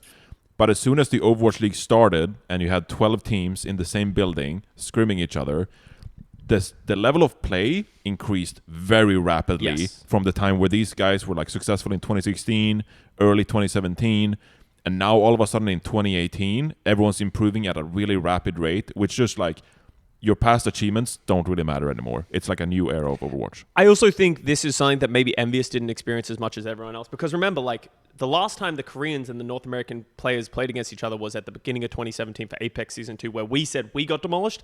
Envious made it out of groups, but they didn't make it far, like, out there. This was the first time that all the Western teams really were, like, eye-opening moment of... Because, like, I remember sitting at the inauguration thing where they're, like, getting everyone in, and like we got all the best Korean players like all together. They're on all their teams, and the Western players and teams got destroyed. Like we were just like and this is a thing that gets talked about all the time. Once you start losing enough scrims against the best teams, they won't scrim you again. And that's kind of what ended up happening with us. Like, it's not at the beginning, but as the stage 1 went on stage 2, The only team that really wanted to scrim us like a lot was Shanghai Dragons. You call Shanghai Dragons like, hey, we need a scrim. Yeah, they'll be there. Like it doesn't matter. But like Because they had it even worse. They had it even worse, right? Like they were struggling. Like we could scrim against like, you know, most of the teams, but like just couldn't get them consistently enough. And, you know, it was just, we were just really struggling to improve. And the Korean teams were just the best, you know, New York Excelsior, London Spitfire, all those kind of guys. While the Western team, San Francisco Shock, Houston Outlaws were good at the start. They were. Stage 1, they were really good. They were made really like top good. 3, I think. Yeah. They were really good at the start. So like Houston Outlaws are okay, but like Shock, us, Florida Mayhem, like all these teams that had a lot of Western players just fell very flat. Yeah. Okay, I want to ask about 2 players you played with at the time. Okay. And the first one I'm going to ask about is actually Effect, which is kind of a name that's lost in time now. At the time, Effect was an incredibly mechanically skilled player. Like you said, a very emotional player, which meant that there were a couple of really good content pieces about his passion and his level of play. But that emotional side of him, and then like he went into some drama. Sorry, I can't recap the drama or like what exactly happened. I can speak to it a little bit. Okay, yeah. But I'm just curious, like, because Effect was such a big name at the time and like an incredible player at the time. It was really fun to follow him play. Do you think that Effect could have been like an MVP, all-star kind of level of player? There's only been one player who I think I've watched and I've been like, damn, this guy gives me the same vibe as Effect, and that's Proper. Like, I watched Effect play the game, but like obviously skill has improved since then, but like back in that era, Effect was mechanically better than everyone else. Like you just saw it in every time you watch him take a duel. He was so confident in himself and his aim was unbelievable. And it's purely because he lived, breathed, and sleep improving at Overwatch. He would play scrims, he would practice ranked, and then he would just go play Osu. That was his life, and he would do that on repeat. And he just like, he's one of those people who just, he needed someone to help him look after himself. Because like, I remember one time in the first stage, I'm watching Effect, I'm streaming, and someone goes, you need to go help Effect. I'm like, what's wrong with Effect? And I go into his stream, and I'm like, Effect, what's wrong? And he goes, I don't have any water. Because he didn't have a Brita filter. You don't drink the tap water. He didn't have water. I'm like, what do you mean you don't have water? And he's like, I don't have water. So I literally just took my Brita filter and I gave it to him. I'm like, drink water. And he's like, okay. And then he started drinking water and he was good, right? Like he didn't really, he's living in a foreign country. He doesn't speak the language and he just didn't really have the support system that he really needed, right? Like Tasmo and Kaikai are doing their best, but like you need more hands-on with that kind of guy. And they really tried to help him and it just didn't really pan out. So I think mechanically one of the best players that I've ever seen. But, you know, in my experience, people who are generally mechanically the best, they generally bring some level of baggage with them because you don't become the best by being... I don't think well-hinged, you know, responsible adults put themselves through the amount of work that you need to go to get to that level. Yeah, he practiced insanely hard and took his craft incredibly seriously. Yeah. To a point where it was almost like destructive in a sense, which, you know, you look at that and you're just like in awe or just like, wow, this is a kid who like really cares and really wants to be great. Yeah. And it kind of like put too much pressure on him to the point where he like broke down. Yeah, and he was going through, so the thing that ended up coming out was, you know, him and his girlfriend at the time, they ended up having like a pretty public thing, and that also added a lot because she was like I don't know too much, like a Korean influencer, Korean streamer, and I think she added extra weight, so it's like not just him trying to perform for himself, to perform for the team. He's also, you know, she's putting a lot of pressure onto him to like perform. And like, you could see it, like he was very emotional a couple of times. I remember a time he literally smashed his keyboard to bits after a match. Like he just went, like we're all sitting there in like the cooldown room. We're all just like mad because we're like losing and we suck. And at some point he just starts smashing his keyboard and he just breaks it to bits. And we're just like, what the fuck? Like, this is insane. And it's just like, that's what people are going through. And that's the stuff that not a lot of people see. And, you know, we don't really talk about that much because it's like, especially while it's happening, there's a lot of things that are happening that a lot of fans would love to see, but it's like, it's more serious than just like, ooh, the drama of like what happens in a locker room and stuff like that. People are really going through it at times and people need to respect that boundary. Yeah. And especially if you put, you know, 12 teams, how many players, you know, let's say like 8 let's like 100 players. Windowless rooms, 40 matches in a season. Windowless rooms that are just like in a row. It's just like there was a corridor with like 20 doors that just lead into different teams and like, you know, a break room and, you know, whatever. But there's, and like the Koreans, or I should say Asian players, because Shanghai Dragons too, like, you know, they didn't, some of the time, they didn't have like the proper translators, or like they couldn't go out and hang out, you know. They were pretty limited in that regard, right? And so, you know, that puts a lot of pressure on you. Guess you, yeah, for sure. All right, another player that you played quite a bit with, 2 separate teams. Okay. What was it like playing with XQC? He is exactly what you would expect if you've like watched enough of him. The thing about him is when he's locked in, he's unbelievable. Like genuinely unbelievable. When he's locked in, he's focused. When he was doing his thing, like Winston, like we were like, damn. We played some scrims and we were like, damn, okay, we might be back. And then like he would just be incredibly tired one day for scrims, or then he gets himself suspended because he said something, right? Like I don't think he has a malicious bone in his body, but he says and does things that are very like, you know, that you shouldn't do and you shouldn't say. And that's why he ended up getting suspended. Like I remember the thing he got suspended for where when Malik went on the broadcast and he said, hey, when I come on the broadcast and you guys spam try hard, that's inherently racist, right? And XQC sees that and then he decides to tweet out try hard.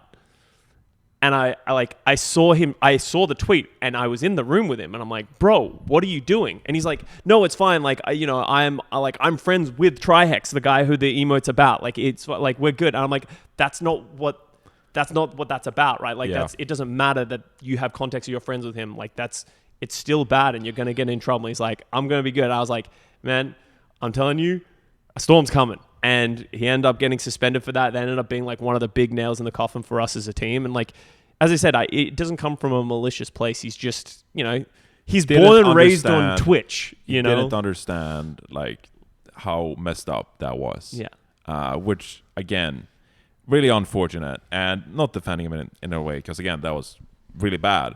But also because I remember like watching Dallas Fuel, and I was just like, we're watching Coco, you know, play his thing, and then like XQC would come in. It felt like almost like 1 or 2 matches and just like be great. Yeah. And just be like, wow, XQC is like so good. Like this is it. And then a week later, he'd tweet or say some stupid shit and get himself suspended, like you said, to the point where he was just like, did he get suspended or did he retire or like? He got pretty much forced into retirement, or he got full-time suspended when I can't remember what he did. Oh, he made the Muma joke. Right. He made the Muma joke. And like that's kind of it. He's you know, he does something that is low-key like, you know, racist, and then he does something that's homophobic, right? And it's like those are things that you like. They really tried to help him. Like so many people tried to talk. I know Tasmo was going through the ringer trying to like, you know, reel him in and that kind of stuff. But it's just, unfortunately, those things, you know, they're not going to fly in a franchise league. You know, we're on Disney Plus. You know, we're on like all these kind of things. You can't do that. So he ended up eventually getting, you know, taken out. I will say something that was like very eye-opening for me, and this is why he's so incredibly successful. This man loved streaming. Everything he did, priority was always streaming. I remember at the, you know, the inauguration thing, like it was 2 days where we had to spend all day there, and he just like did not handle that well. Like I think he ended up leaving the second day early or something like that, just because, you know, he just loves streaming, and that's what makes him great, and he's passionate about it, and he loves it, and he'll do anything to stream. You know, like he lived at your place, I think, for a little bit. He did. With a scuffed a week or two box setup. His desk was made of cardboard, which we then heard was a fire hazard. So maybe we shouldn't have done that. But for some reason, we moved in there, the 3 of us, me, Burn, Sideshow. Mm-hmm. And I don't know who, but someone was like, let's save all the cardboard we ever get so we can build a fort. And then it just laid around. So the XQC is like, he departs Dallas Fuel, and he's a place to stay. Because he can't stay at the Dallas Fuel apartment.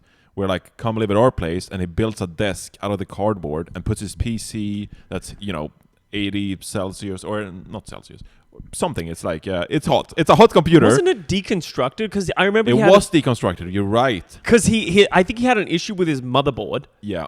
So he bought a new motherboard, but instead of getting a new case, he just left it out and he just plugged things in, not in a case. Yeah. So it's a fire hazard. He sleeps on an air mattress right next to the cardboard desk in our living room. Grind, don't stop. And there's tons of echo because we have no furniture or anything. And he's just, we go again. That was around the time we're like, we go again. And they're just playing Overwatch. And, I was too much of like an XQC fan at the time. But he was also like the premier streamer. It was like him and Seagull at the time, I think. He was on a meteoric rise. He was the during that face time, of like competitive Overwatch at the time. Whether you hated him or not, he was like the most popular streamer, right? So he went from being, especially in Overwatch and Overwatch League, I think he was at like 5,000 to 6,000. Like which is good numbers in Overwatch. And then as soon as he retired, he like shot to 20K, and then we know how high he ended up going, right? Like yep. And now yesterday he streamed with Trump or something. So that was, I don't know. Anyway, moving on to LA Valiant then. So you leave the shit show that is the Dallas Fuel. It was a mess. And then LA Valiant becomes where you have the most success as a player. How did that trade happen, and what was that like? Yeah, so it was interesting because we came out of the end of stage 2. Things are getting somewhat better. I don't know, like because we have a more consistent roster. We're going through our own things, and I'm enjoying it. And because I'm like getting a more like set role, because one of my biggest issues with Dallas was that, like as I said, I would not play a week, and then I would play Lucio this week, and then I would play Mercy the next week, and then the next week after I'm playing Lucio, or then I'm taking a week off, and then like everyone played Zenyatta at some point, everyone played Mercy at some point, everyone played Lucio at some point except for Chipster. So it was just all over the place, and we're starting to stabilize, and I felt like, I'm a very leadership orientated player, and I feel like I was starting to be like get my footing here, and like people were starting to listen and like respect to what I was saying. So then we finished stage 2. My parents are here because at the end of stage 2, Dallas Fuel very nicely, they flew my parents out to like see games. They treated us very well as players, and I'm like, hey, no, like I gotta go stream. You guys stay here at my place. I'm gonna go stream and practice at the practice facility. So it's like 9 p.m. Starting the break, the 2-week break, and between stage 2 and 3, Kai calls me from the airport. He's about to fly out, but he's like, "Hey, we have a trade that we want to do. We need a flex support. You can agree to that because our flex support options were not going well." He's like, "We really want to get Unco." I'm like, "Okay, cool." He's like, "But they only want you." And I was like, "Oh." He's like, "Yeah." So he's like, and they, I don't know how true this is. I actually believe Kai and Tasmo, like they're very genuine people about this kind of stuff. They say, if you don't want to do the trade, we won't do it. So they really said, we'll give you the option. If you want to go, I think it'd be beneficial for both of us. And I ended up talking to the LA Valiant people, and they were like, hey, we want you to start. If you get traded here, you're going to start, and you're going to be playing as a main part of the core roster. And that was like, I think during that time, it was really difficult because like I have just put some of the most difficult 3 months of my life into this team. And like, I've gone through it. My career has gone from being incredibly successful to now, like all of a sudden my value's getting like devalued. Obviously I had the Q thing. Like, it's just like, it's going really poorly. And then it's like, yeah, we don't want you either, right? Like we want to trade you. And I was like, fuck, it was like a really hard time. Eventually I was just like, you know what? LA Valiant, they were 8-8 at 10-10 or something at the time. I was like, you know what? This is a team that actually has a chance to make the playoffs. They're doing well given their roster. They had their own share of drama with the agilities in and out thing. Yeah, and that had just happened as well. Like that in and out. Like the thing is, I hadn't even watched their content. So when I had signed, everyone's like, oh, he's going to in and out. I'm like, what's everyone talking about? What's everyone talking about? And it's funny because when I end up doing the trade, I end up taking a picture out the front of In-N-Out. That's great. It was fun, but like, yeah, it was just one of those things that like, yeah, it felt terrible at the time, but hindsight's 2020. It was the best thing that ever happened in my career. Yeah, and ironically, it was good for both Dallas Fuel and LA Valiant because those two teams became two of the best teams in stage 4 when the season started wrapping up. So, this is when Brig Yeah, came Brig comes out, I in. guess, and Brig was really strong. So Mickey picked up Brig for Dallas Fuel. OG was eligible to play, which was OG. a really big thing. Like he was Yeah. a player on that team. Like another weird signing. They signed a player, but then he ended up getting suspended because of the boosting thing. Yeah. So like they signed a player who couldn't play, and he was really good. He had great communication. It was exactly what Dallas Fuel needed, but he just couldn't play until stage 4. Yeah. And then Valiant was really good as well. So that was Fate, Space playing off tank, Yeah. Kariv, flex support, and also didn't Valiant have like Isayaki around that time as well? So Izayaki came in for stage 4. Like they just signed him because he was a great player. But he had like no English when he first moved, so it was right. difficult to integrate him. And then we had Agilities and soon.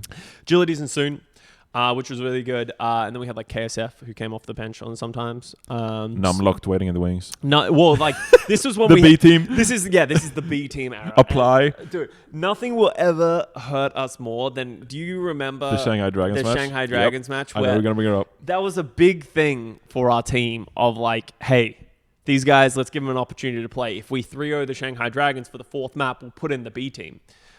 And the B team was pretty good because they scrimmed a lot themselves, right? But what happened was the B team, 2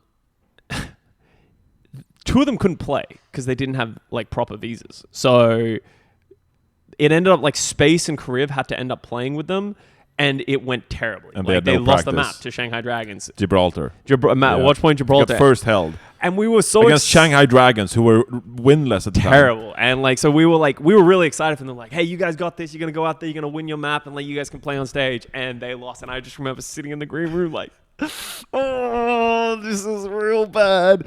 And it's just like, you could like, we're hearing the comms. Like they're just so convoluted. They're like, there's just a lot of they obviously haven't played together. And you have, Kariv and Izayaki who don't speak a ton of English. Yeah. And he just ran into a lot of issues. Yeah. Sad times. So you end up winning stage 4, though. Yeah. What was that like? That was like your biggest win in your career, Yeah, right? biggest win at my career for Yeah, sure. yeah. Like that was the first time, like, obviously there's a lot of caveats, but that was the first time we won, and I was like, I actually think in this meta we're the best team in the world. I don't think people can beat us. That was the Orisa pulled pork meta. And that was like, I don't know if I was still playing Mercy at that time or something like that. There was a lot of Mercy in that stage, but like we were just really good. And I think this was like when the team was really like, we were firing on all cylinders. Like we had great players. Space was playing incredibly. We had Kariv who was able to flex to tanks if we needed it. Fate and I were communicating really well. And we were just, everything was really good. And I remember that stage win because I had the exact same feeling that I had when I beat Misfits. When we full held them on Blizzard World, we're coming out, and the first pull we do, we hook them. And I'm like, holy shit, we just won the stage. Like, because we beat New York Excelsior, it was 3-1, I think. It should have been a 3-0. We should have won Hanamura. We choked Hanamura. So it just like, it felt good to just be like, we were convincingly the better team in that series. Yeah. And that, that means you were the best team at the world at the time. Yeah. Because those were the best teams in the world. Which, again, after, Apex and the such, like Korea being dominant, Yeah. that was like a huge achievement to be the best team in the world. Yeah. Unless you talk to Monty, who said they were sandbagging. Well, a win is win. On as I said, Wikipedia it says first. hey, Stage 4 Still champions. got paid, so. Yeah. A couple of interesting teammates and staff members at that time. Space, who obviously went on to win the World Cup with Team USA. Everyone loves Space. Yeah. What's Space like a player to play with? Space is probably my favorite player that I've ever played with. Wow. I would say. I think he is like very motivated. He's a great teammate. Like he's always hyping people up. He never really tilts. He's always like staying focused. And he's just like, he communicates what he needs to communicate. He's open to listening. Like, Space, I really enjoyed playing with Space because I think, especially for someone coming in very young, he was just like very receptive, and I think he was one of the reasons that we were so good in that stage 4. He seems like great energy and just like fun to practice with. Yeah, 100%. Yeah. I remember, like when I was a tank player as well, like if you had a great off tank that you played with, it was like the best feeling ever. Yeah. So I remember like when I played, I don't think I played a ton of tank with Nevix. Yeah. But like when I team up, like we were the duo, I was like, that's just so much fun. I remember I trialed after 2018, I actually trialed for Dallas Fuel Academy, which I guess was like Envious at the time. And I was trialing for that Contenders team. Yeah. And Punk, I got to play with Punk. And even though we had like 3 maps or something, you know, it was like 1 block, I was trash. I was terrible. But it was just fun to play with Punk. Yeah. I was just like, this is a really enjoyable main tank, off tank duo. Yeah. And so like if you can have a player like that you really enjoy, mesh well with, brings good energy, that just changes the game. I think the thing that Space did is that he's always willing to sacrifice his game to better the team, right? Like he's always willing to int in if that's what people need to do. And like I think the thing that worked really well for the LA Valiant is in a game of Overwatch, you can't have too many people who all want to have ideas, right? There needs to be a couple people. And Fade and I, we were always the people who Fade's calling a lot of what's happening in game. He's the main tank. I'm calling a lot of what we're going to do going into the map, right? And like trying to like do a lot of the macro strategy. And we had a really great dynamic because Agilities and Soon don't say much, right? They're very quiet DPS players who do their job. And Space and Kriv, very supportive. Like they know what they need to say, but like we had a great dynamic of like how the team function and flow. And that's something that is impossible to talk about as analysts because we don't know the inner dynamics, but you can see when those kind of things really pop off. And I think you saw a very similar thing in San Francisco Shock. Yeah. Okay. I got one more question about 2018 Valiant, and then I'll keep 2019 brief. But for 2018 Valiant, you play London Spitfire in the playoffs. Yeah. You're coming off the stage for a win, and then you get to play London Spitfire, who were a mess at the time. What do you remember about that playoffs matchup and your thoughts about playoffs at the time? So it's an interesting one because we finished second in the regular season. Yeah, I mean, you were extremely good that season. I think we finished second or third in the regular season, so we ended up getting a bye in the first round. And we watched the Gladiators play the London Spitfire. And I've told this story before, but like Gladiators won the first series. It was best of series. Best you had of to win series. 2 series out of 3 series. Out of 3 series. Which so, is confusing. Yeah, it was a weird thing. But Gladiators weren't that good, and we weren't expecting big things, especially because Fisher like ended up refusing to play. Because, you know, and we were in these scrims at the time. Both teams had issues. So Gladiators, Fisher ends up just like refusing to play with the team. He ends up just like booming out of that team. So they end up playing iRemix, and was like, well, this team's done. But then what also happened is London Spitfire, we were scrimming them. And I've told this story before, but we were scrimming them, destroying them. So worth noting that the meta in this playoffs, this is when Hanzo just got reworked away from Scatter Arrow into Storm Arrow. Hanzo is unbelievably broken. And the meta ends up being triple tank with like, it was Orisa Roadhog D.Va with Hanzo Widow and then a solo heal Mercy, which we were pretty happy with because that's great for us because Kriv is a great Roadhog. Mercy's probably my best hero at this time. So we're like, this is good, except Brady wasn't that good at Hanzo. But yeah, going back to the original story, we're playing London Spitfire. Eichenwald, Soon on attack, walks out of spawn, does the grapple hook, kills someone instantly. London Spitfire player alt F4s out of practice the game. in scrims. In practice in scrims. And that's like, we're like, what's going on here? And they're like, oh, sorry. Fun fact, I've actually talked to Brennan Sideshow, and they were in the room for that scrim, the one that they alt F4'd out of. And apparently they literally got ushered out of the room because of how heated it was in there. Like that team was terrible. London Spitfire were terrible in scrims leading into the playoffs. So we're like, all right, they're washed, they're out, which is good because London Spitfire had great players. And something happened between that first series and the second series. And London Spitfire, I don't know what happened. They chose their roster. They ended up going with like Nuss and they just dominated the rest of the playoffs. Yeah, I think they changed their 2 supports. But again, just changing 2 supports, like that drastic of a change, going from like rage quitting scrims to, we changed our supports. Like that was night and day. London Spitfire just turned it around mid-playoffs. And I think it's just Birdring and Prophet just like hit another level. In a Hanzo Widowmaker meta. Yeah, the Hanzo Widowmaker meta. Birdring was exceptional at Widowmaker at this time. Prophet was probably the best Hanzo in the world during that meta. Gesture, Orisa, Fury. Yeah, like they have a phenomenal team. And yeah, so that's why when like we ended up getting into that series, they beat Gladiators and we're like, okay, that's a little scary with like some of the things we saw. But it was just the meta we thought was pretty good for us. But internally we ended up having this issue.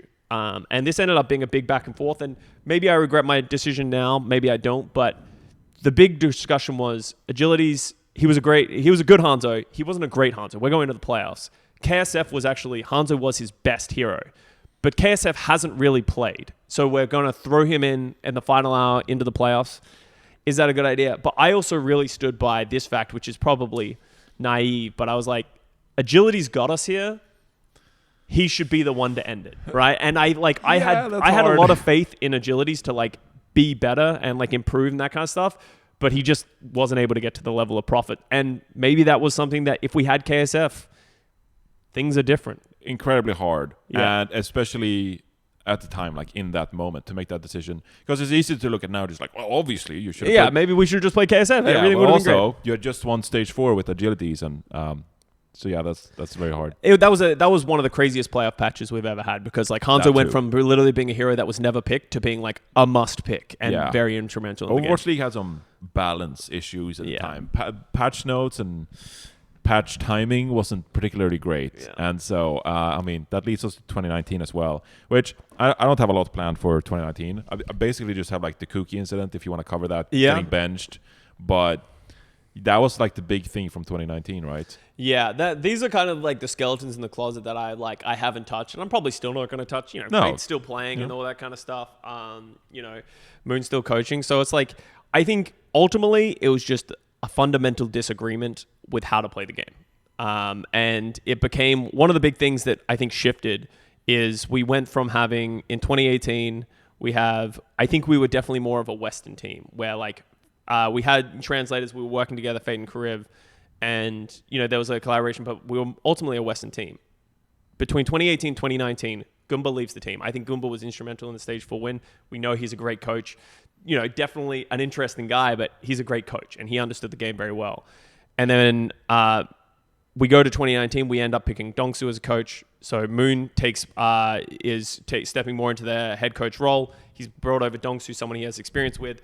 Izayaki is now coming into the roster. We're moving Kariv to DPS. So now we go from having 4 Western players and 2 Korean players and just like a very Western team to we now have a pretty even split down the middle.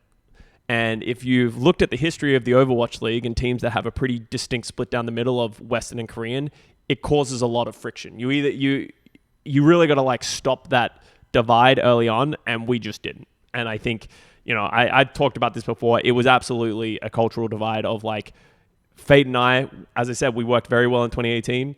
We just didn't agree with how we wanted to play the game in GOATS, right? I'm struggling as Lucio. I don't have a lot of experience on Lucio, as I said, and we're going into GOATS where Lucio players have really leveled up and we're hitting a new stride. So I'm trying to play catch up. Then we have Space, who's like he just wants to win. And there was a big moment. I don't know if I've talked about this, so maybe this can be the interesting thing for the podcast. But This is all interesting. yeah. So we'll go into 2019. We're having issues in scrims. We're not terrible, but we're definitely not at the top of our level, what we expected from last year.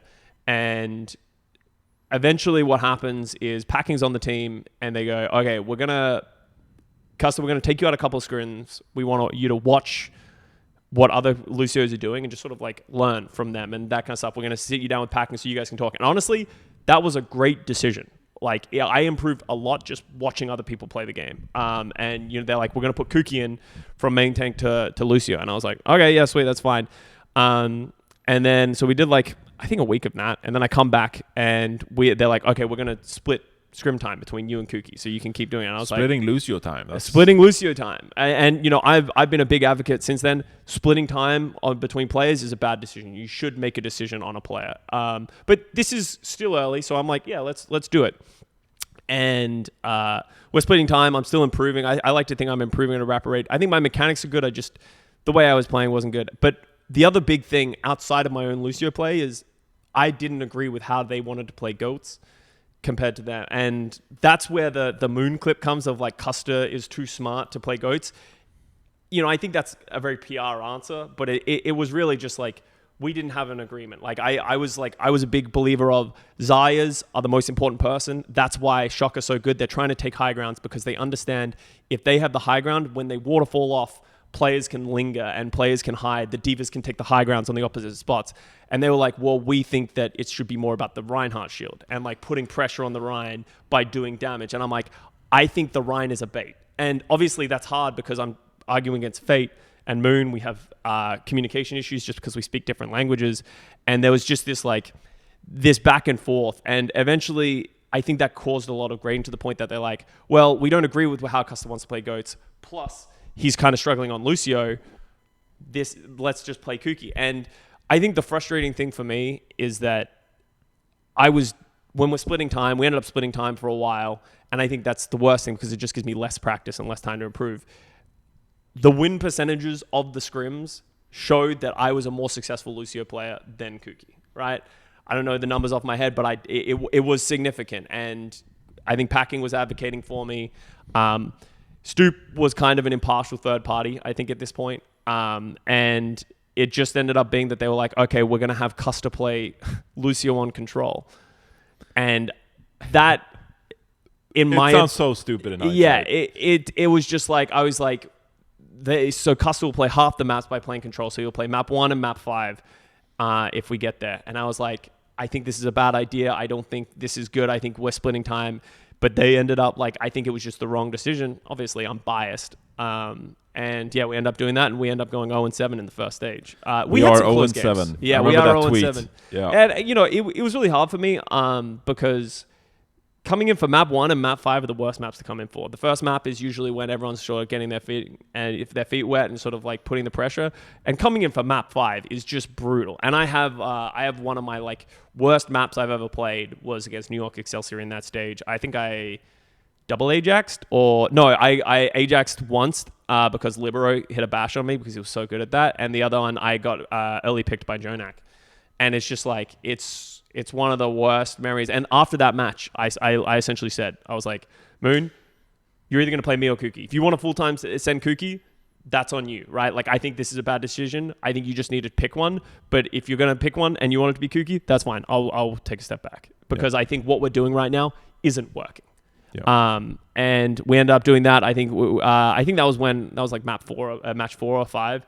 They ended up playing through the rest of the matches. We ended up losing, going 0-7, and then eventually, due to the issues with the culture in the team ended up having to make a decision of like, do we go and we stick with Moon and Fate, or do we go to the Stitch? Because this is when everyone's like, where the fuck's Custer? Like, why is Custer not playing? Or do we go for like the western side of Custer? And they end up going with the decision. Moon gets dropped. Fate takes a step back and eventually gets traded to the Florida Mayhem. I think we signed Back Fiction. Packing becomes head coach. And that I actually was very happy with how that team ended up turning that season around. How did you do at the end? I can't remember how you did it. I think we just missed play-ins. So I think with the roster, if you don't count the 0-7, I think we were like,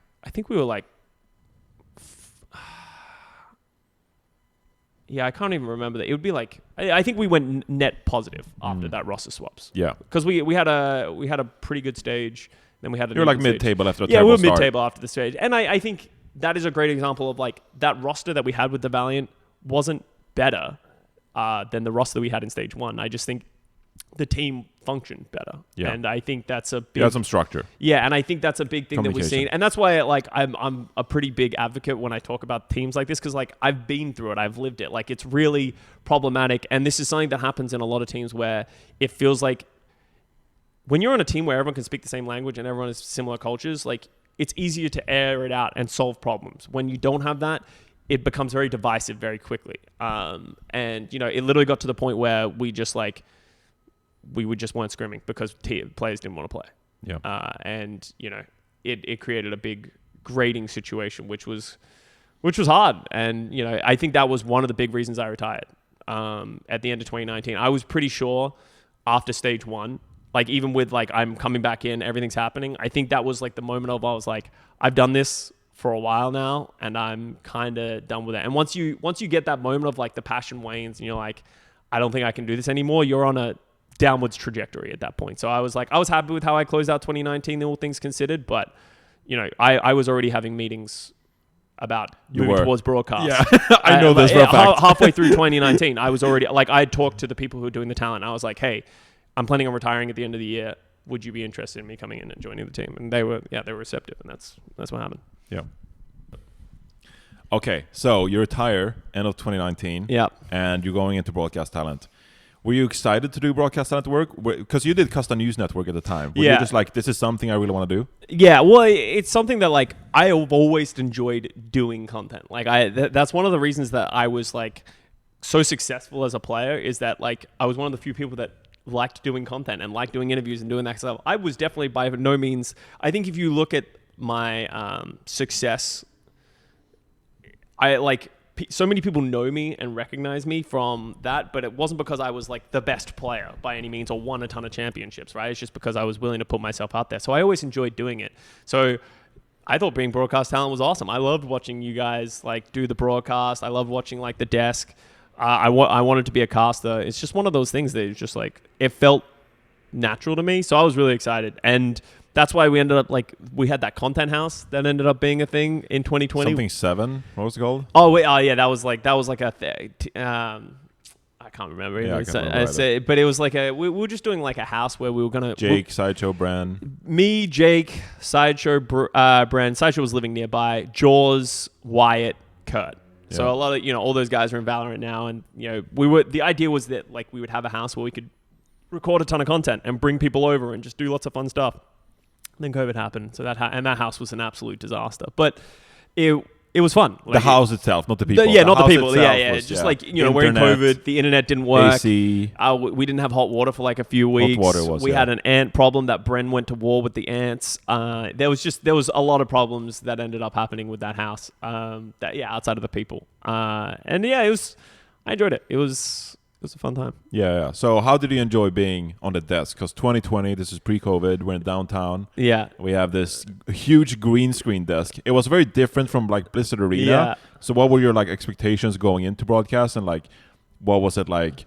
Honest laws, like what was it like actually being on the desk versus kind of what you expected? It was awesome. Like I wished, I was like, I loved the arena vibe. So when we were like, oh, we're not going to be in the arena, I was like a little disappointed, and I knew the desk wasn't going to travel a lot in that year. Yeah. But I loved it. I still to this day enjoy, even through we went through like so many things, like being in the truck and all that kind of stuff. Just being on the desk, desk is a lot of work. By far the hardest broadcast work that you can do in as terms of talent. Longest in terms of that. That's what I mean. Like you're doing very long days of when you start, I think. But you, Danny, Zoe, it's just such good vibes. Like we were always having fun with it. It really like made me love just like doing it, grinding it out, having fun, telling stories. I really loved like every aspect of it. Obviously, it was hard when we're all in our fucking pantsless in our living rooms trying to figure out after they sent us 19 Pelican cases to set it up in our room. Yeah, it was hard, but I still loved that I got to experience. Once again, I got to experience. I feel like every part of it. Yeah, and so then you were on the desk for 3 years. We Yeah. have the COVID year. Yeah. And then 2021, we're doing it from home. Yeah. We're continuing the green screen era. Yeah. 2022, we're down in Irvine at Blizzard campus in a small little Tiny truck, and we had to drive down there. Yeah. And then you kind of go into commentating. So Yeah. like, what you said actually, you mentioned just a minute ago that you wanted to be a commentator, right? Yeah. So what kind of like led you to the decision that like, I'm going to transition to become a commentator over working as an analyst? I think something I learned pretty early on being in the desk is that you have a very limited window of time to speak about games, especially in your half times, end games, and there's so many segments that you need to get through, and you have so many people on the desk who all need to get their say that I found it very difficult to tell the story or be able to give meaningful insight outside of the game. And that was something that I really like appreciated being able to see, other casters do it is like, while it is happening, the ability to give insight, I think was so valuable, and be able to give nuggets to the viewer and make it entertaining for the viewer while also making it interesting. That was something that I think, first of all, is very difficult to do, but if you can do it well, really just enhances the game. So I was like, that's really what I wanted to do. And that's why I was really trying to get into casting from, I think over the COVID years, it kind of just like everything went on hold. So, but I really, even though it was only for 1 year to be a full-time caster, I did bits and pieces in early years. Like in 2023, being able to cast full-time was awesome. And the ability to see myself improve at it, like there's a lot of skills, there's a lot of difficulty to do what the best do. And just being able to sort of get my hand at it was very nice. Yeah. My perspective is like, because I've worked with Brendan Seitch on the desk, I've worked with you on the desk, and now I work with Jake on the desk. Yeah. And everyone's like aspiring commentators. Yeah. Because that's how you get, the most credit. It's the most rewarding work. I Yeah. can imagine it's the most rewarding work. I just kind of like lucky in some sense that I was just like, I don't think I would be a good commentator. And so I like what I'm doing on the desk. Yeah. I feel rewarded. Like, it feels very rewarding to me to be on the desk. And like, I get to, the job for me is very much like, can you find the best little nugget that you can bring in your 3 minutes on the desk, 5 minutes on the desk? What is the best storyline you can pick up? What is the best moment you can pick out? And that I find is like really rewarding to just like, what is the best 1 minute point that like encapsulates the series or like will be a game changer this series? Whereas commentator is way more, long form, like there is so much happening in the game and I get the opportunity to like educate the viewer or like hype up the viewer about what is happening right now. And it's very different work. And it's the rise and fall. Like commentating is very much, and this is something that I learned very early on, is like, it's not, casting is actually very hard to listen to if you stay very just like level or you stay really high or that kind of stuff. It's a lot about going up and down and really trying to like sort of find that moment. While I think the desk, as you said, is just like, it's about, you got 3 minutes to try and tell people to not change the channel or leave or anything like that, right? Which is, it's hard, right? Yeah, I mean, it's a failed mission from the start because people tune out, people go get coffee, and it's like, please watch us. It's like incredibly hard already. So then you almost like get desperate, and I definitely been desperate sometimes from like overdoing it. Like I'm trying to too much to put on a show, right? Yeah. But you kind of just have to like lean back and do what you do best and hope it goes well. I think the thing that I found a lot in 2022 is I think I was at my most comfortable where I was just like, I'm just vibing. Honestly, I'm just having a good time. We're stuck in this truck. I'm eating ice cream from Blizzard. I love that. And we're just like, I was confident enough that I'd done it for so long that I could really just do whatever I wanted, right? Like I was able to like have fun with it. I was able to do dumb stuff. I wasn't taking myself too seriously. I was willing to come in and like, throw down if I needed to in like certain situations. But like, yeah, it was a lot of fun. I wish I'd been able to do more live stuff. Yeah. As a desk, like actually a special moment that I remember is 2022 Grand Finals in Irvine. Or it was Anaheim. In the Anaheim where me and you got to sit on the stage and we got to watch Dallas Fuel versus San Francisco Shock. That was a really awesome experience. Just being able to experience, being the desk, going back and forth with you, talking about these two teams that just put on like an insane series. The playoffs was awesome. Like that whole thing really, like honestly, if everything of those 3 years of COVID and desk work accumulated to that, like it made it all worth it. Yeah. Because that was, like you mentioned, especially tough during the COVID years, is that we didn't get to see the fans. Yeah. And at least to me, the fans didn't get to see each other. Didn't get to see each other. That's true, yeah.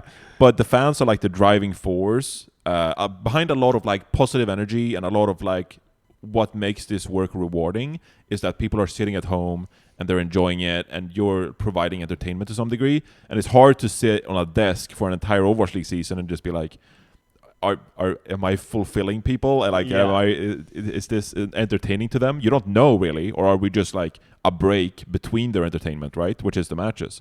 So it's hard without the audience to really feel if you're doing a great job.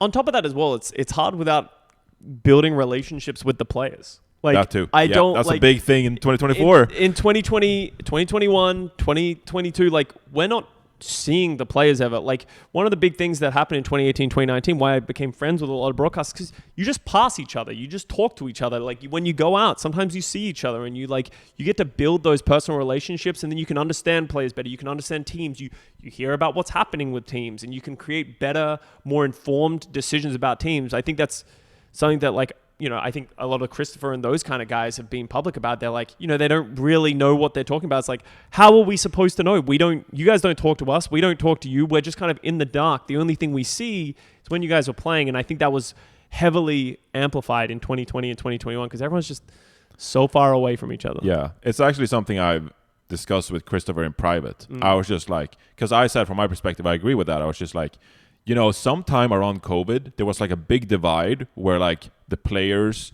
and the broadcast talent kind of like separated into two packs. Whereas before in Blizzard Arena, we were all around each other. Yeah. We got to chat in the corridors and what have you. And then I remember this distinct moment. I think it was the 21 playoffs. We were checking into our hotel in Hawaii because the playoffs were in Hawaii at the time. And I saw the LA Gladiator players check in. And I was just like, I don't know these people. No. I've never met these None of people. them. And I'm sitting here like criticizing their work. And I'm like trying to, analyze them. And it's just like Kevster. I'm like, I've never said hi to Kevster in my life, which was such a big night and day experience from the Blizzard Arena when we knew everybody. And obviously, the podcast, now I'm talking to you on this podcast, but I guess the hope is that if I go to some event or if I meet players, I get to talk to players and to kind of like heal that and like return to form in some regard, because it is a big issue that at some point around COVID, like broadcast and players didn't hang out as much and provides us a less informed opinion about who they are as people and as players. Yeah, and I think it's just something that's really hard to do. Like over COVID, when everyone's online in different schedules, like we definitely could have done a better job of it in our private time or like, as you said, doing more podcasts, but just I don't know, it was just hard, and I think that overall led to like a lot of the issues that I think we end up having on that side. But like even then, I think we did a good job with what we had. Yeah. All right. So you had that 1 year. You were a full-time commentator with Jaws. Last year, what was it like being a commentator? How do you feel about that work? And then I'm not sure we're going to hit too much on not getting rehired this year, but I do want to talk about like why you didn't end up going into like a different esport, like because I'm also similar. I'm one of the few people who also haven't done a different esport. You got Mitch working Valorant, you got Zoe working Valorant, and like I've only done Overwatch ever, and I've never really done a different esport. So what was it like being a commentator, and like kind of how you viewed your career at that time? It was awesome. Like I'd been wanting to get into casting for a while. Jaws and I had casted a little bit the year prior, and he was like, "Yeah, I would love to cast with you again." I think he's done so much bouncing around from like color to play by play, and so many partners. Like he's been through like 5 different partners. So I was like, "Hey man, I'd love to cast with you." Jack and I have a great rapport, and yeah, it was fun. I feel like we really got to learn and grow and work together to build something that was a good product. And I think that's one of the most disappointing things for me, is that I didn't feel like we were able to follow through. Overwatch League Falls 3, as I said, I don't want to get in too much about the weeds. I would have loved to have cast OWCS, but there's such limited opportunities, there's such limited show days to what we had in the past. It is what it is. So, and I think that's what led me to the mortality of the career, casting as a career, of like at the drop of a hat, all of a sudden there's not a spot for you. And then all of a sudden you don't really have any work. And then I did the same thing you did. I was like, well, I think everyone did, was like, are there other esports I could go to, right? And, Valorant's obviously one, other games. But in the past, I think it was a lot easier. I don't have experience because I'm new to this, but like everyone said, like it was a lot easier to pivot into other games because there weren't that many commentators. But everything's so specialized these days, especially in the tier 1 scene, that you can't really just step in unless you put a lot of time and effort, or you're phenomenal at it, right? Mitch is able to move because he's, he won Caster of the Year, the year prior, and deservedly so. And, Zoe's been around the ringer. She's incredible at what she does. But even then, talent's, drying up as a career. Not drying up, but like it's getting harder as a career. More limited. Yeah. More limited. And I sort of sat back and said to myself, like, let's say I did want to go all in on Valorant, right? It would take me, I'd have to get lucky to get an opportunity to even get into tier 2 opportunities.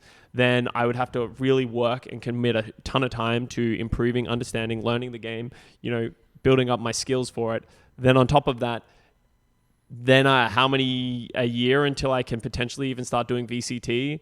And then even after you get VCT, there's limited show days unless you start doing international events, and there's very limited pools with limited international events, right? It obviously went very well for Brennan Sideshow, but they got in at the ground floor, right? And they're also phenomenal at what they do. So it's like, it just takes such a long time. And I was like, do I want to commit to that? And I think I came to myself, I was like, well, I actually kind of want to find something else. Yeah. Even for Brennan Sideshow, I mean, they did like a year of co-streaming where they didn't get to work the premier Valorant event. So they did like a year of co-streaming and then another year of like building towards working the show, right? And I think it took like them 2 years from the start of them getting into Valorant to doing a finals. Yeah. Which, 2 years to cast the finals, that's pretty good. That's but like better now, than most. you're gonna start now, like you might never cast the finals. Like Lord knows, even casting an Overwatch League final is hard because you got, Mitch and Matt who are an amazing duo. Yeah. You got there because someone got COVID Yeah, last yeah, year. literally. Yeah. You need that luck, right? Like you Finals said. by default. But it's really hard. Yeah, because obviously it's a conversation that I've had as well. Just like what if I get into like Valorant or something? It was like, well, you're not going to be an analyst because Yeah. you're never going to be smarter than like the pro players or the former pro players. Yeah. I don't have commentator skills, so like, what am I gonna do becoming a color commentator for Yeah. challengers? Like, there's no way. And so you needed to get it. If you wanted to get into Valorant, you needed to do it in like 2020 or 2021. You So can't do it in 2024. You definitely just like, I think if maybe a big game came out, like let's say Deadlock came out last year, like that would be a realistic expectation, or Marvel Rivals was more esports scene. That could have been realistic to pivot, right? Yeah. But nothing's out there that's new, that's going to be different. And I think it's just an impossibility. As I said, like coming to grips was like, do I want to be a commentator for the rest of my life? No. And I'm currently going through the struggles of like, I have no skills. I as like a real you have a great working degree, world- don't you? Well, I have half an engineering degree. Oh, half one. Okay. Yeah, all right. and you don't get very far, and I don't want to be an engineer. So it's like I'm trying to like, I want to find myself a long-term career, something that I can do for the rest of my life, something that I enjoy, that I can be passionate about. And esports, there's a reason there's not a lot of old esports heads, is because eventually you realize it's just very hard to keep a sustainable living and have travel around the world. As you get older. There's a lot of things. If you want to have kids, it gets harder and all that kind of stuff. So it's just, I think I came to a realistic, it was a fun chapter of my life, like doing esports, being a player, commentating, casting. It was incredible. I look so fondly back at that, but at some point you need to just be like, you know what? End of the ride. Yeah. So what's next for you? You're doing some game developer challenges. Yeah. Are you taking some courses? What do you want to do? If we look at Scott Kennedy in 1 year from now, where do you hope you are in 1 year from now? So I want to get into game design is the thing that I love. I love competitive multiplayer games. I want to do, game balance, hero design, those type of things. That's what I love, but it's a very niche job, and it's like there's not many of them. So I'm trying to get into game development as a whole. I've been doing a couple of game jams. I'm doing courses online. I'm just learning. So right now I'm just looking to get into the gaming industry through any way that I can right now, to then hopefully be able to find my path towards game design.